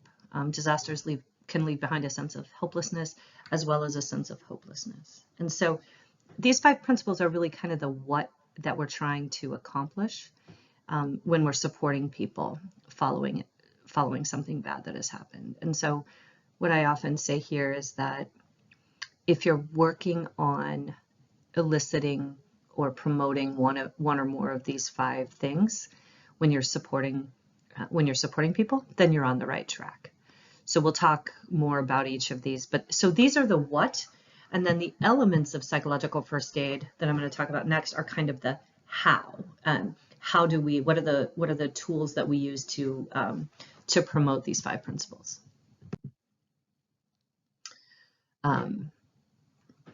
Going back a step. So the goals of psychological first aid, I think I've referenced these already, but are to reduce immediate distress.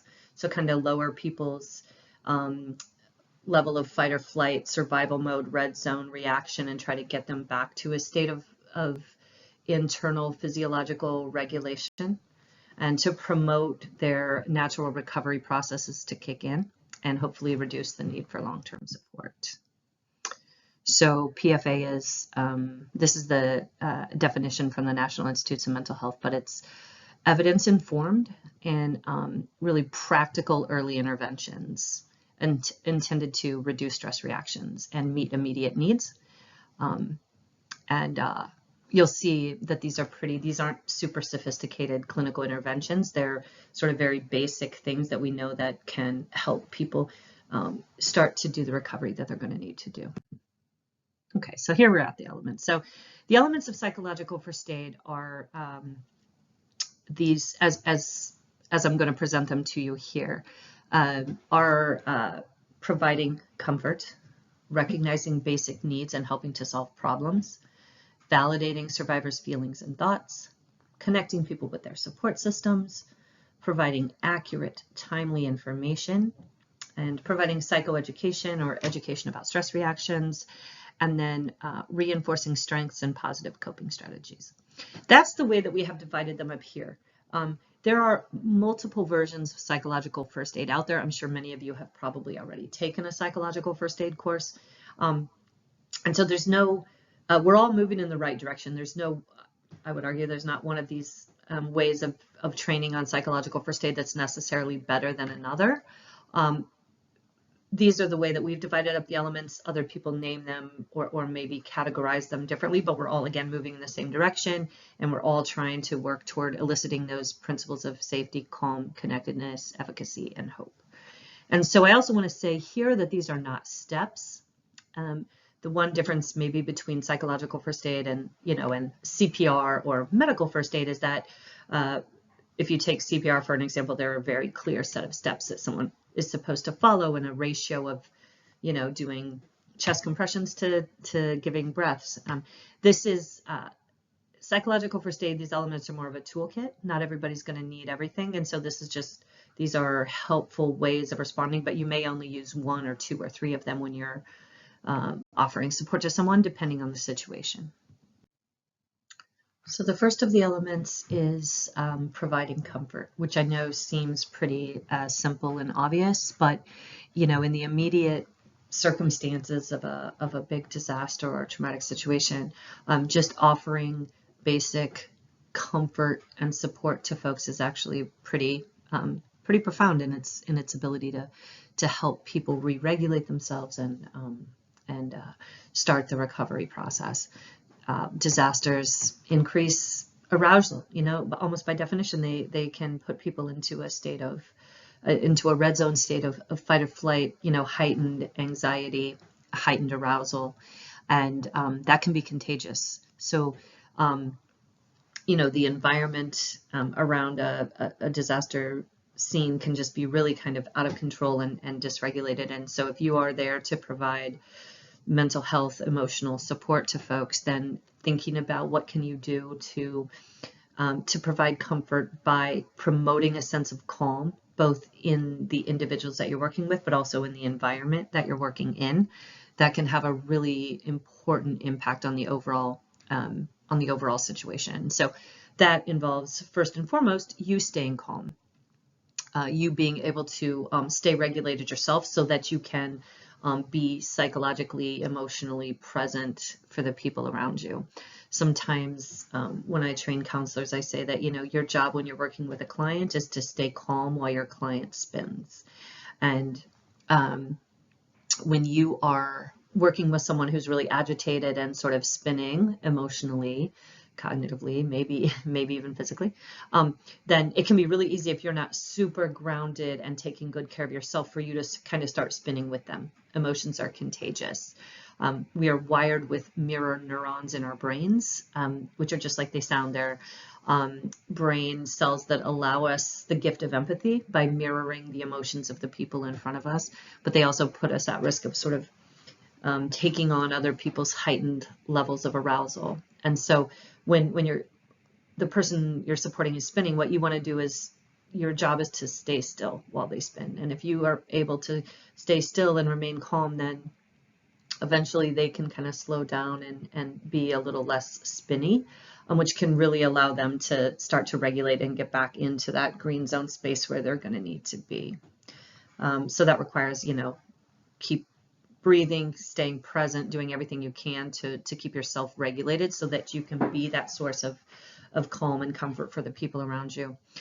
Also, these are just sort of basic counseling skills, but being attentive and fully present. People need genuineness and unconditional positive regard, even when they're acting out of control. Maybe they're addressing some anger or channeling some anger toward you.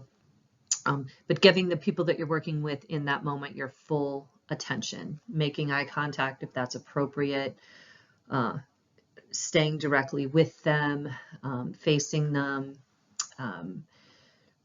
Your body language will communicate to them a lot. And so just being really attentive and present to how you're coming across to other people and giving them your full attention, as simple as it sounds, is, again, not easy necessarily in the midst of a really chaotic situation, but it can be an absolute gift and an important point of starting the healing and recovery process. The next element is recognizing basic needs and helping to solve problems. Disasters leave behind a variety of threats and challenges for folks, both physically and logistically, that can really just be overwhelming for people. And they may need more help than they usually do in identifying those needs and problem solving in how to address them. Physiological needs, sleep, eating and drinking enough, staying hydrated, having access to the medications that they need, those kinds of things physiologically all of a sudden, may be a challenge, whereas prior to the disaster, people didn't think twice about those things. Their need for safety, both safety in the environment, but also psychological safety, feeling safe even after the threat is over, and problem solving other types of things that, again, disasters strip that sense of efficacy that I referenced earlier. Most of us, most of the time, go through our days kind of feeling, to some extent, like we're masters of our universe, that we can set out a goal and make that goal happen, that we're going to go to work and we're going to achieve what we need to achieve at work that day. We're going to go home. We're going to be able to, feed our families, whatever.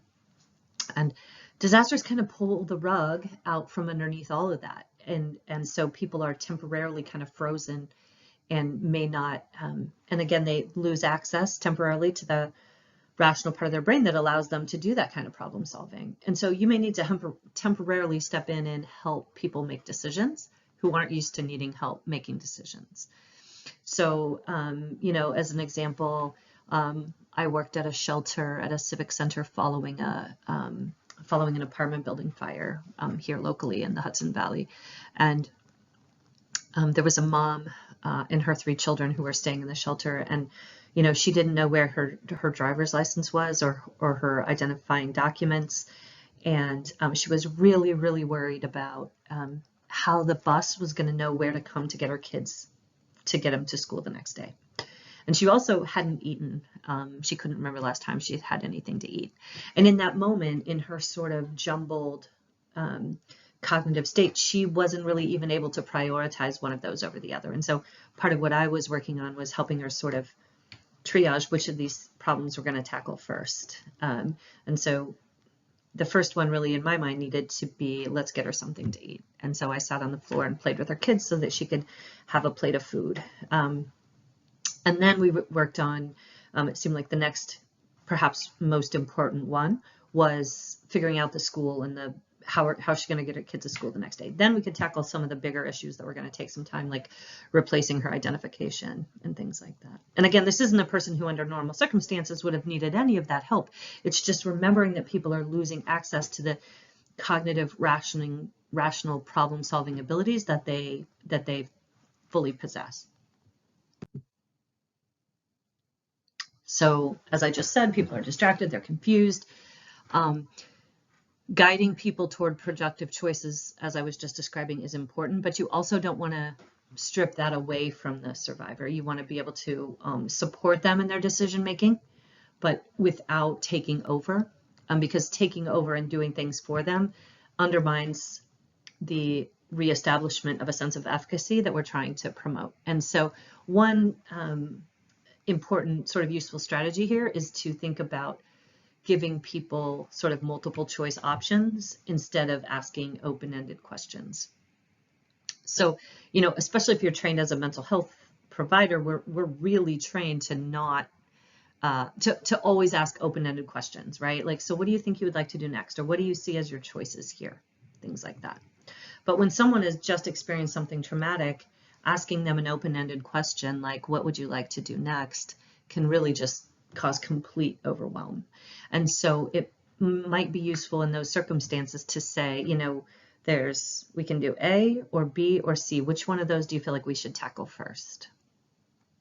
Which still provides them a sense of efficacy that they're making the choice, but it narrows down their choices so that it's not so overwhelming. And then also a part of this problem-solving process may be providing accurate information to allow people to make good decisions. Disasters kind of inherently, when there's a lack of information about what's happening, or people have all kinds of questions. What was the cause? When can I go back to my house? Where are my things? All those kinds of questions that come up. And so rumors can really quickly start to circulate around those kind of things. And so people may be making decisions in an overwhelmed state based on faulty information. So just being a source of accurate information to the extent that you have it, or being someone who's willing to go find the information to help people make those decisions, becomes a really important part of an overall intervention.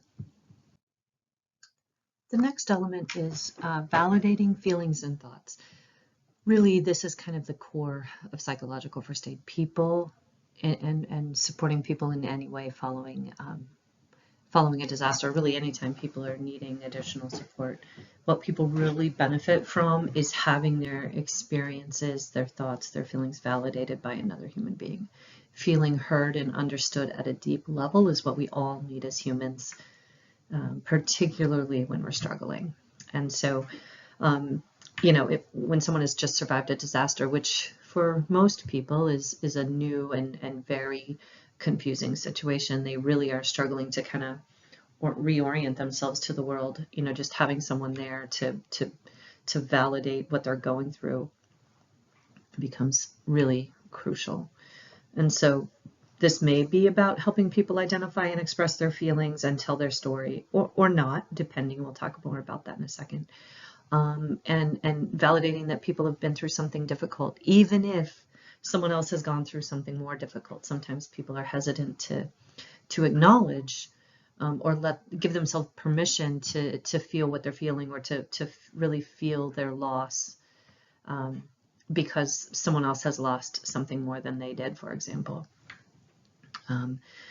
The presence of the media can really mess with this whole situation. The media showing up can be a very validating experience to a community. It can send the message that, the world is there, the world is paying attention and offering support. But then when that media attention goes away, that can leave people feeling then, really kind of alone and isolated when the recovery is still very much underway. The media presence can also, when it is there, can also feel intrusive and insensitive. And so this last bullet is just making the point about being really aware, if you're supporting a recovery, that the role of the media can be confusing and mixed, and helping support people in their decision making about how they engage with the media can also actually be a pretty important role that you can play. So in terms of validating feelings and thoughts, really what we're talking about is expressing empathy. Empathy is understanding as deeply as you can what someone is feeling from within their frame of reference, and then communicating that understanding back to them so that they feel heard and understood. That does not mean that someone has to tell you their sort of trauma story. People may want to talk about it. They may want to really share what just happened. And for a lot of people, that can really can really be an important part of, I guess I should say, a recovery process. Some people won't want to do that, particularly if you don't have a pre-established relationship with that person. But if someone does want to talk and kind of retell their story, be prepared to listen to that, which can be really hard, especially if you, if that connects to something in your own experience. And so, which again just underlines the importance of taking care of yourself at a deep, deep level when you're doing this work. But really importantly here, we don't want to ever push someone to tell their story. If someone isn't ready to confront what they've just experienced or confront their memories about that, we don't want to push them to do that.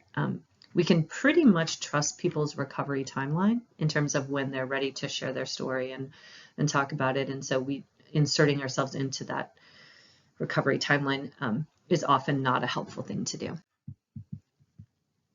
So how do you express empathy to someone? We have a couple slides here about this, just because this is not the way that we typically communicate with each other in kind of everyday colloquial conversation. You know, if I'm talking to my friend and I'm telling a story about what a bad day I had at work, then kind of just normally the sort of socially appropriate thing to do is then for my friend to listen and then kind of tell me about her day at work, or to say, gosh, I can totally relate to that. I also had this terrible thing happen, or, oh yeah, I had that same kind of interaction with that person the other day. And we kind of go back and forth and share stories. And so when we're expressing empathy, we really want to center the person who's just been through the difficult thing without having that back and forth that kind of also then makes the exchange about us. So we just want to listen carefully and thoughtfully to what the person has experienced and what their thoughts are about that thing and what their feelings are about that thing, and then reflect that back to them. This is about listening for understanding, so that empathy versus sympathy bullet refers to sympathy kind of being feeling sorry for someone, feeling for them, and empathy being feeling with them. And people really benefit from empathy a lot more than they benefit from sympathy. So again, in order to express empathy, you're listening and then you're reflecting back. You're acting as a mirror, reflecting back what you heard the person say. And so really, this is reflecting the experience, reflecting the feeling, reflecting the thought by saying something like, gosh, it sounds like you're really feeling overwhelmed. Or what I just heard you say is that you're not quite sure what steps to take next, and you really need some time to think about that. Or, gosh, it just sounds like you're really angry. You're just really angry about what happened. Something like that. It's not fixing. It's not having advice. Sometimes people worry about what are they going to say. You know, what do you say when someone tells you something terrible? And so this is it. You don't have to have any wise words. Really what people need is for you to listen and understand and communicate back that understanding by reflecting it back to them. I've also, when I train counselors, sometimes they're afraid to identify a feeling that they think someone is feeling because they're afraid they're going to get it wrong. And usually saying the wrong feeling is not harmful. In fact, it can be helpful for both the survivor and for you to clarify what the feeling is. And so if I'm working with someone and I say, gosh, it sounds like you're really feeling hurt, and the person says, actually, no, I'm not hurt at all. I'm just really, really pissed off. Okay. The person has clarified for themselves and for me what the feeling is, which actually is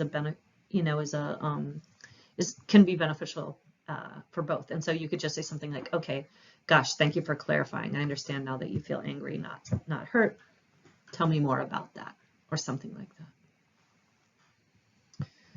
So when you're expressing empathy, there are some things that we tend to say to each other, in sort of colloquial everyday conversation, that turn out not to be so helpful in these sort of crisis situations. So I'm just going to go through those real quick. Sometimes we have a tendency to say something like, don't feel bad, or don't cry, or don't worry, to try to get someone to stop being in pain. But telling someone not to cry or not to feel bad usually doesn't work. If telling someone not to feel what they're feeling was an effective way to get someone to not feel something, then, we wouldn't need mental health professionals in the world. It just simply doesn't work. And we're trying to offer comfort when we say that, but in a crisis, if I really am just overwhelmed and I'm about to cry and someone tells me not to cry, then I kind of have to suck it back up and pull back my emotions and re-regulate myself, when really maybe what I needed in that moment was to cry, or to let myself feel what I'm feeling. And so that's why we want to try as best we can to stay away from those kinds of statements. The next couple, try not to think about it. Let's talk about something else. Kind of any intervention designed to change the subject. We recommend kind of staying away from that. Usually when we're trying to change the subject, it might be because we don't know how to handle the tough conversation that's happening. We don't know what to say. And so instead of sitting there in that messiness, we kind of revert to like, let's pivot to something that's a little more comfortable to talk about. So we really encourage when you're listening to someone in these kind of circumstances that you stay with their focus and not change the focus. When they're ready to change the subject, they'll change the subject. But trying to change the subject can kind of cut them off and leave them feeling more alone and disconnected when really what you're trying to do is connect to someone. The next one, I know how you feel. Ooh, people can have a really strong reaction to this. If you've just been through something really difficult, lost your home, and they say, gosh, I know how you feel. The reaction to that might be something really negative, like, really? Have you lost your house too? How could you possibly know how I feel? Unless you've been through this, you have no idea how I feel. It can really provoke people. You might know how they feel, but the best way to know how someone feels is to listen carefully to what they've just communicated to you about how they feel, and then reflect that back to them using an empathy statement. So instead of saying, I know how you feel, say, it sounds like you're feeling just really devastated and lost right now. That will do a much better job at showing that you do know how they feel and doing that in a way that allows you to stay connected versus potentially driving a disconnection by telling someone that you know how they feel. The thing about it's God's will, that can be comforting to some people in some circumstances, but unless you're trained from within a faith tradition to talk in that way, and that the person that you're supporting also subscribes to that same faith tradition, then this is really something to stay away from, because disasters, traumatic situations, losses really can have a strong impact on people's faith and their belief structure temporarily or perhaps even permanently. And unless you're really trained as a professional to wade into that conversation, this is something to stay away from. And then those last three bullets, it could be worse, or anything that starts with the phrase at least, are really things to stay away from, because it's an attempt. It's when we do this, gosh, at least you still have your house, or at least you still have your health. Those are attempts at a reframe, of reframing and not just focusing on the negative, but focusing on the positive. And there can be a time and a place for that sort of like, let's shift the focus to the positive. But when someone is in the immediate aftermath of something, really what they need is to feel what they're feeling and not to try to move on from it too quickly. And so it can really leave people feeling alone. If you say, at least you still have your health, after someone has, let's say, lost their home, when they are really acutely grieving the loss of their home, then you saying, at least you still have your health, leaves them feeling really not understood. And then maybe even guilty that they're feeling this thing about their house and they should just be feeling grateful about their health. So again, all of these things are well-intended ways that we sort of have been acculturated to communicate with each other, but I just want to offer that they may feel dismissive or invalidating or disconnecting to the person that you're trying to support. It's not the end of the world if you say them. It happens, but we really encourage the use of reflection of feeling and just deep listening and reflection instead of these kind of ways of trying to comfort people by changing the subject or changing the feeling or the thought. Just a note here specifically about anger. Anger can be particularly difficult to deal with because people may express their distress, their frustration, their anger at who's ever in front of them. And that could be you, even if you're there to help and had nothing to do with the situation itself. People may direct their anger at whoever they believe caused the event, whether that's true or not. They may direct it at authorities. They may direct it at themselves for not having, followed the instruction to evacuate or whatever, or perhaps at God or their spiritual higher power for allowing the event to happen. And so it can be really hard to sit with anger, though, especially if it's being directed at you. So what we encourage people to consider here is that anger is a surface level emotion. And underneath the anger is usually something a little softer, like hurt or guilt or shame or sadness or fear. And so trying to connect or empathize with the emotion under the anger can kind of be a way to try to stay present when somebody is just directing anger at you. Just try to remember that underneath the anger is someone who's really scared and hurt and has experienced a deep loss. And for me, at least, that's sort of how I approach supporting someone when they're angry, or staying connected to someone when it's hard for me to sit with anger. The next element is connecting people with their support systems. This, we've talked about this now multiple times about the importance of connection. And so we want to help people. We can help people by identifying who their support might be, what kind of support they need, and where they might find it. Again, people who ordinarily could do this, when they're in that red zone place, they've lost access to the part of their brain that allows them to really think through options and problem solve. And so what kind of support do people need? Do they need information? Do they need things, instrumental support like resources? Do they need emotional support? Maybe all of the above. All of these can be helpful to people depending on what their situation is. And so you can be that support, and you can also help people identify what support they need and where to get it. Sometimes people don't want to reach out for support. If you ask a question like, who might you be able to stay with tonight? If you can go to the shelter, or maybe we could find someone else for you to stay with, and they may say, oh, no, I don't want to bother anyone. And so sometimes it's just helpful. It may be helpful just as a tip to say, if the tables were turned, would you want them to reach out to you? And they often will say, well, of course I would. So that might be a way to sort of soften someone's resistance to help when they need it. But at the same time, we don't want people to push people to engage with support that isn't actually helpful or supportive. So not all relationships are supportive, and this certainly is not a time to do anything that's going to bring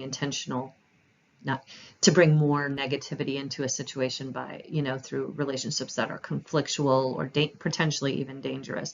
So, if people are really resisting reaching out to a specific person, you may want to think about, do I need to honor that because this resistance is really, means that there's some negativity there. We're looking to help people regulate and stay calm and be in a place where they feel safe. And so anything, potentially bringing in people into the situation who may disrupt what you're trying to build in terms of safety and calm really is just something to be aware of. The next element is providing accurate and timely information. I actually referenced this earlier, but ambiguity breeds anxiety, and disasters and traumatic situations, the immediate aftermath of such a situation is really almost by definition ambiguous. People don't know what happened, whose fault was it, where's my stuff, where are my people, so many questions, from short-term questions to longer-term questions. And so people are going to struggle. They're going to ask questions, some of which are going to have no answers, and some of which the information isn't going to be available immediately that they're looking for. But you being a source of providing and reinforcing the information that is available, and being clear about the information that isn't available, and acknowledging how hard that is for people is also important. You being willing to try to find out information, you being willing to dispel rumors and myths that are floating around, will all go a long way.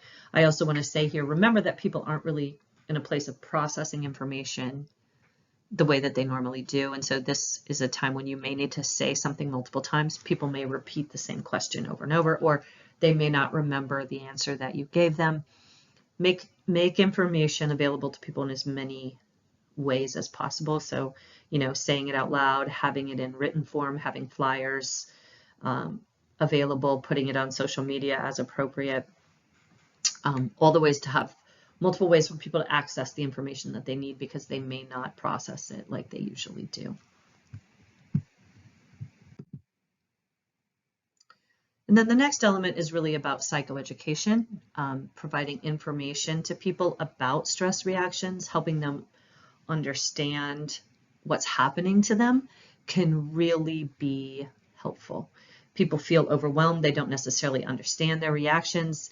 They're feeling things that they've never felt before, or they're feeling things much more intensely than they've ever felt before, and they're not able to, it's really hard to kind of get a handle on that and get re-regulated. And so offering some basic psychoeducation, kind of like we're doing in this workshop, can help normalize those reactions to people and explain why they make sense given the circumstances, and then suggesting ways to reduce or manage that stress. So, you know, letting people know that their reaction is understandable, even expected, common in the situation can be helpful, because sometimes people, it feels so distressing to people that they feel like they're going crazy or that there's something wrong with them. And so the message that we want to hear, we want people to hear, is that this is that's not your reaction that's a problem. It's you're having an understandable reaction to a really crazy situation. And so it's a situation that's problematic, not your reaction. Maybe even offering people some understanding of the different emotional reactions that people have. People have a harder time, as I said earlier, understanding their own cognitive reactions when people are confused, having memory loss or distraction, or things that they're not used to. If they're not used to having those kind of cognitive symptoms, being able to name that those are also reactions to a disaster or to what they've just experienced can offer a little bit of relief. And then helping them identify ways to cope. I think that the distinction that we made in the stress inoculation section, where helping people kind of tease out the things that they have some control over in the moment and things that they don't have control over in the moment, helping them develop a set of strategies or skills for coping with the things that they do have control over, and then helping them identify some strengths, some strategies for coping with the things that they don't have control over, can be really important. And it often takes talking it out with someone else to be able to really identify and sort that stuff out. And that way of cognitively organizing one's experiences, that in and of itself can be an important intervention that really offers people some relief. I want to add here too that helping adults understand the reactions that their kids are experiencing can also be powerful. In some cases, maybe even more important, because when your kid, your child, is suffering and is expressing that in ways that you haven't seen before, that just can be so distressing for parents. It can also really wear on parents' patience if a child has sort of had some developmental losses, which are almost always temporary. They start wetting the bed again, or they start losing developmental milestones that they've already achieved. That gets really hard for parents. They get scared, they lose their patience again, like I said. And so helping parents understand what's happening with kids and offering them the reassurance that this, it may take time, but those developmental gains will be reestablished, can be good for everyone.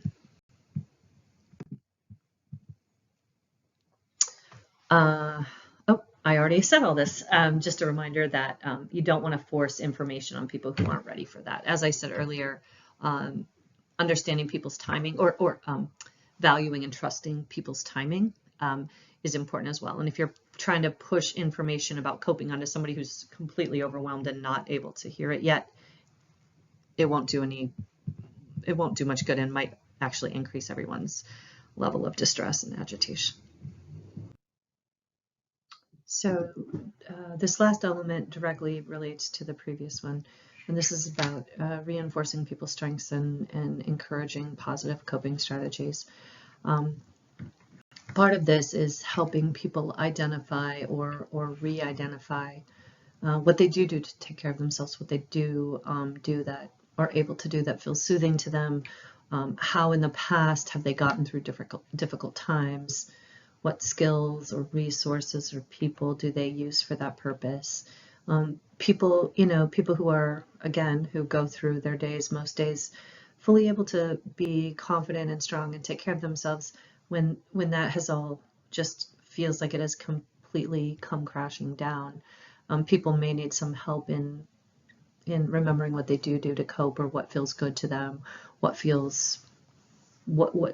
do they do to help themselves feel regulated when they've become dysregulated. And then people may need ideas of new things that they can do. Even, if I ask you right now to make a list of good and bad coping strategies, you could do that. We all know what the right things are there. Getting enough sleep, eating well, taking care of ourselves physically, avoiding too much social media, engaging in positive activities, things that help us feel good. Those are all things we know to do. But again, in the moment, people have temporarily lost access to their ability to even remember those things. And so whatever you can do to gently support people, ask them questions like, how have you gotten through hard times in the past? What are aspects of the situation that you have some control over? And, how can we identify some ways to do that? Those kinds of things. The definition of a positive coping strategy is something that helps you both feel better and function better. And so there are things that people often engage in that may help them temporarily feel better, but not necessarily help them function better. And so helping people kind of make good decisions about those kinds of things can also be important. And again, we never want to tell people what to do or take away their ability to make a decision, unless they're in immediate danger, of course, like physical danger. But we may want to narrow people's choices or remind them of things that they've forgotten in order to help them cope. I also should maybe just add here, it's helpful to have people write things down. Make a list of things that you can do when it all just feels too overwhelming, when it feels too much, so that they have access to a written list or a series of things. First, I'm going to, have them write out a schedule for their day, or even a schedule for the next hour, if that's all that people have access to help them cognitively organize what's going on and what they need to do, and put that down on paper so that they can get it out of their heads and somewhere where it's accessible to them. So those are really the elements of psychological first aid. Again, the goal is to help people return to some baseline level of functioning, not to fix all of their problems. It can be really hard when you're in a situation in which you know that people's lives before the disaster were not great, and you're going to have if you're providing psychological first aid as part of an immediate disaster response, you may not have the ability or the time or the opportunity to address some of the underlying problems that have got them to where they are.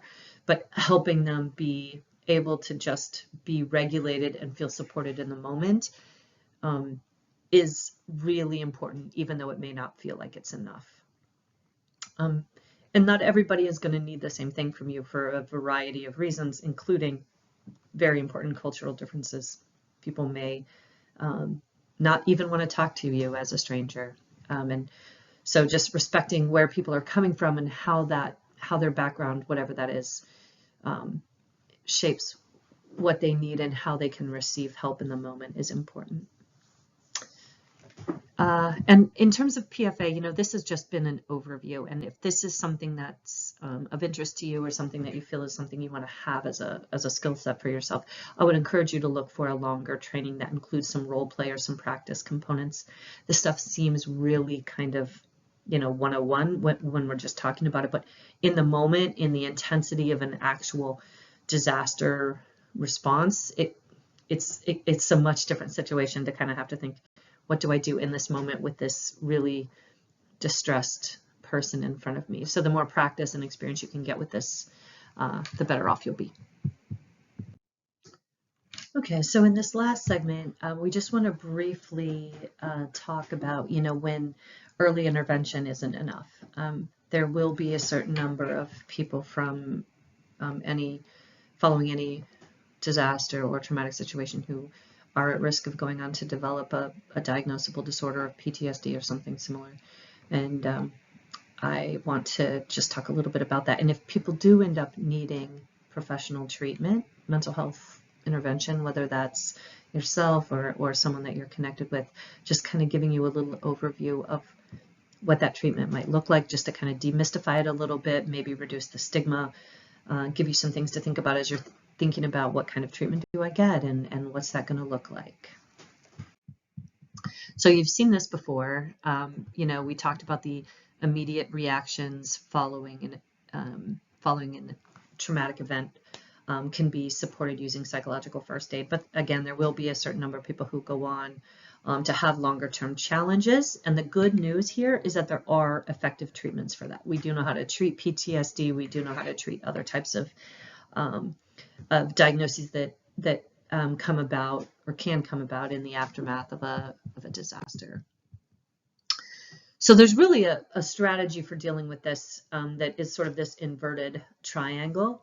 And everybody who's experienced something difficult can benefit from information about how to cope, psychoeducational resources, coping skills, information.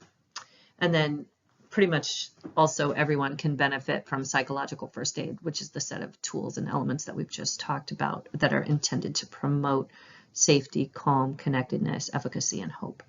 And then there's a smaller number of people who will need or who may benefit from something called skills for psychological recovery, which sits somewhere between the non-clinical psychological first aid intervention and professional clinical treatment. Skills for psychological recovery is a sort of a semi-structured intervention that teaches people, really goes into a lot more depth on teaching people specific coping skills for dealing with specific symptoms or situations that they're experiencing following a disaster. Skills for psychological recovery is available through the National Center for PTSD, also from the National Child Traumatic Stress Network. And the manual for that is available in multiple languages. So if that's something that you're interested in, I would refer you to the NCPTSD or the NCTSN websites for that. And then finally, a smaller number of people will really benefit from actual professional mental health treatment. Extreme reactions to trauma exposure can manifest in a number of different diagnoses, including what we call acute stress disorder, which is the label for really acute stress reactions that happen prior to a minimum of 30 days following the event. Post-traumatic stress disorder, or PTSD, which a lot of people are familiar with, at least as sort of a label, can't be diagnosed until a minimum of 30 days following an event. So an acute stress disorder is a diagnosis that we have when things are really acutely distressing beyond what we would consider sort of normal stress reactions in the immediate aftermath. People also can get labeled with a number of other, or diagnosed with, I should say, a number of other anxiety disorders, also major depressive disorder or other mood disorders, potentially also with substance misuse disorders. So as I mentioned earlier, there are a number of treatments for PTSD that have good empirical support, and they just tend to work through slightly different mechanisms. And so one way I thought might be helpful to think about this is just like the strategies for building psychological resistance can kind of start from a thought-based place or an emotion-based place or a behavior-based place. It turns out that treatments can kind of be thought of as originating in one of those categories as well. So there are treatments that really start with working on the emotions related to the event, some that focus more on the cognitive reactions, and some that really start from a behavior-based place of how people behave when they're exposed to such an event. And again, these aren't mutually exclusive, but I did think it might be helpful to think about that in terms of where, whichever of those pathways you're most comfortable with, that maybe thinking about that treatment might also be helpful for you, particularly when it comes from one of those places. This is also something you'll hear about, you may have already heard about, called eye movement desensitization reprocessing, or EMDR, which is also on the list of empirically supported treatments, but kind of hard to classify into one of these three categories. Specific modalities that you might hear about include prolonged exposure therapy, narrative exposure therapy, cognitive processing therapy, other types of trauma-focused cognitive behavioral therapies. So what I would encourage is that if you're thinking about treatment, that you ask the person that you're considering engaging in treatment with to talk to you about what their approach is, and ask if their approach is empirically supported and what that modality is, and have them kind of give you an overview of what that's like to see how that fits with your own sort of understanding of what's valuable to you. But regardless of which of these treatments or something similar that you might engage in, treatments all kind of have the same basic goals. One of those is the reduction of symptom frequency and intensity. So reducing the distress related to the event, the promotion of healthy promotion of healthy coping mechanisms or methods to replace the sort of symptom-based ones that people may have been engaging in. And then at some level or in some way reintegrating the memory of the traumatic experience into more of a normal memory. So you've seen this image before in this presentation, but as we talked about earlier, traumatic memories tend to get lodged into the brain in these disconnected ways that end up being less about memories and more like live wires that can cause a re-experiencing to happen based on some trigger from the environment or not. And so reintegrating the memory so that it becomes more like a normal memory that's processed like other memories becomes an important part of the recovery process. That doesn't mean that the memory will go away. It's still going to be a memory of something terrible that has happened, but at least it will be stored in the brain like other types of memories as a memory and not as a re-experiencing sort of live wire thing that people have to live with all the time to try to manage the chaos of it. And then the last one that's important, regardless of treatment, the specific treatment modality, is increasing people's connectedness and reducing their isolation. Trauma has a way of isolating people and keeping people feeling disconnected from other people, at the same time that what is really needed is for people to feel connected and not feel alone, to realize that other people have had similar feelings to what they're feeling and that they have support in doing so, which is ultimately the bottom line. So that is the end of the formal part of this presentation. The folks at AdCare will have access to the professional quality of life instrument that I talked about that will help you measure your vicarious trauma exposure and level of burnout and compassion fatigue. And then the stress inoculation worksheet that is a written way of working through the stress inoculation process that I discussed a little while ago. And I just want to offer that the Institute for Disaster Mental Health at New Paltz is, it exists to do this work and to help provide training and support to people who are doing disaster response in any way, or who are survivors of disasters. And so if there's other ways that the Institute can be of assistance, that's why we're here. Thanks for your time and attention, and have a great afternoon.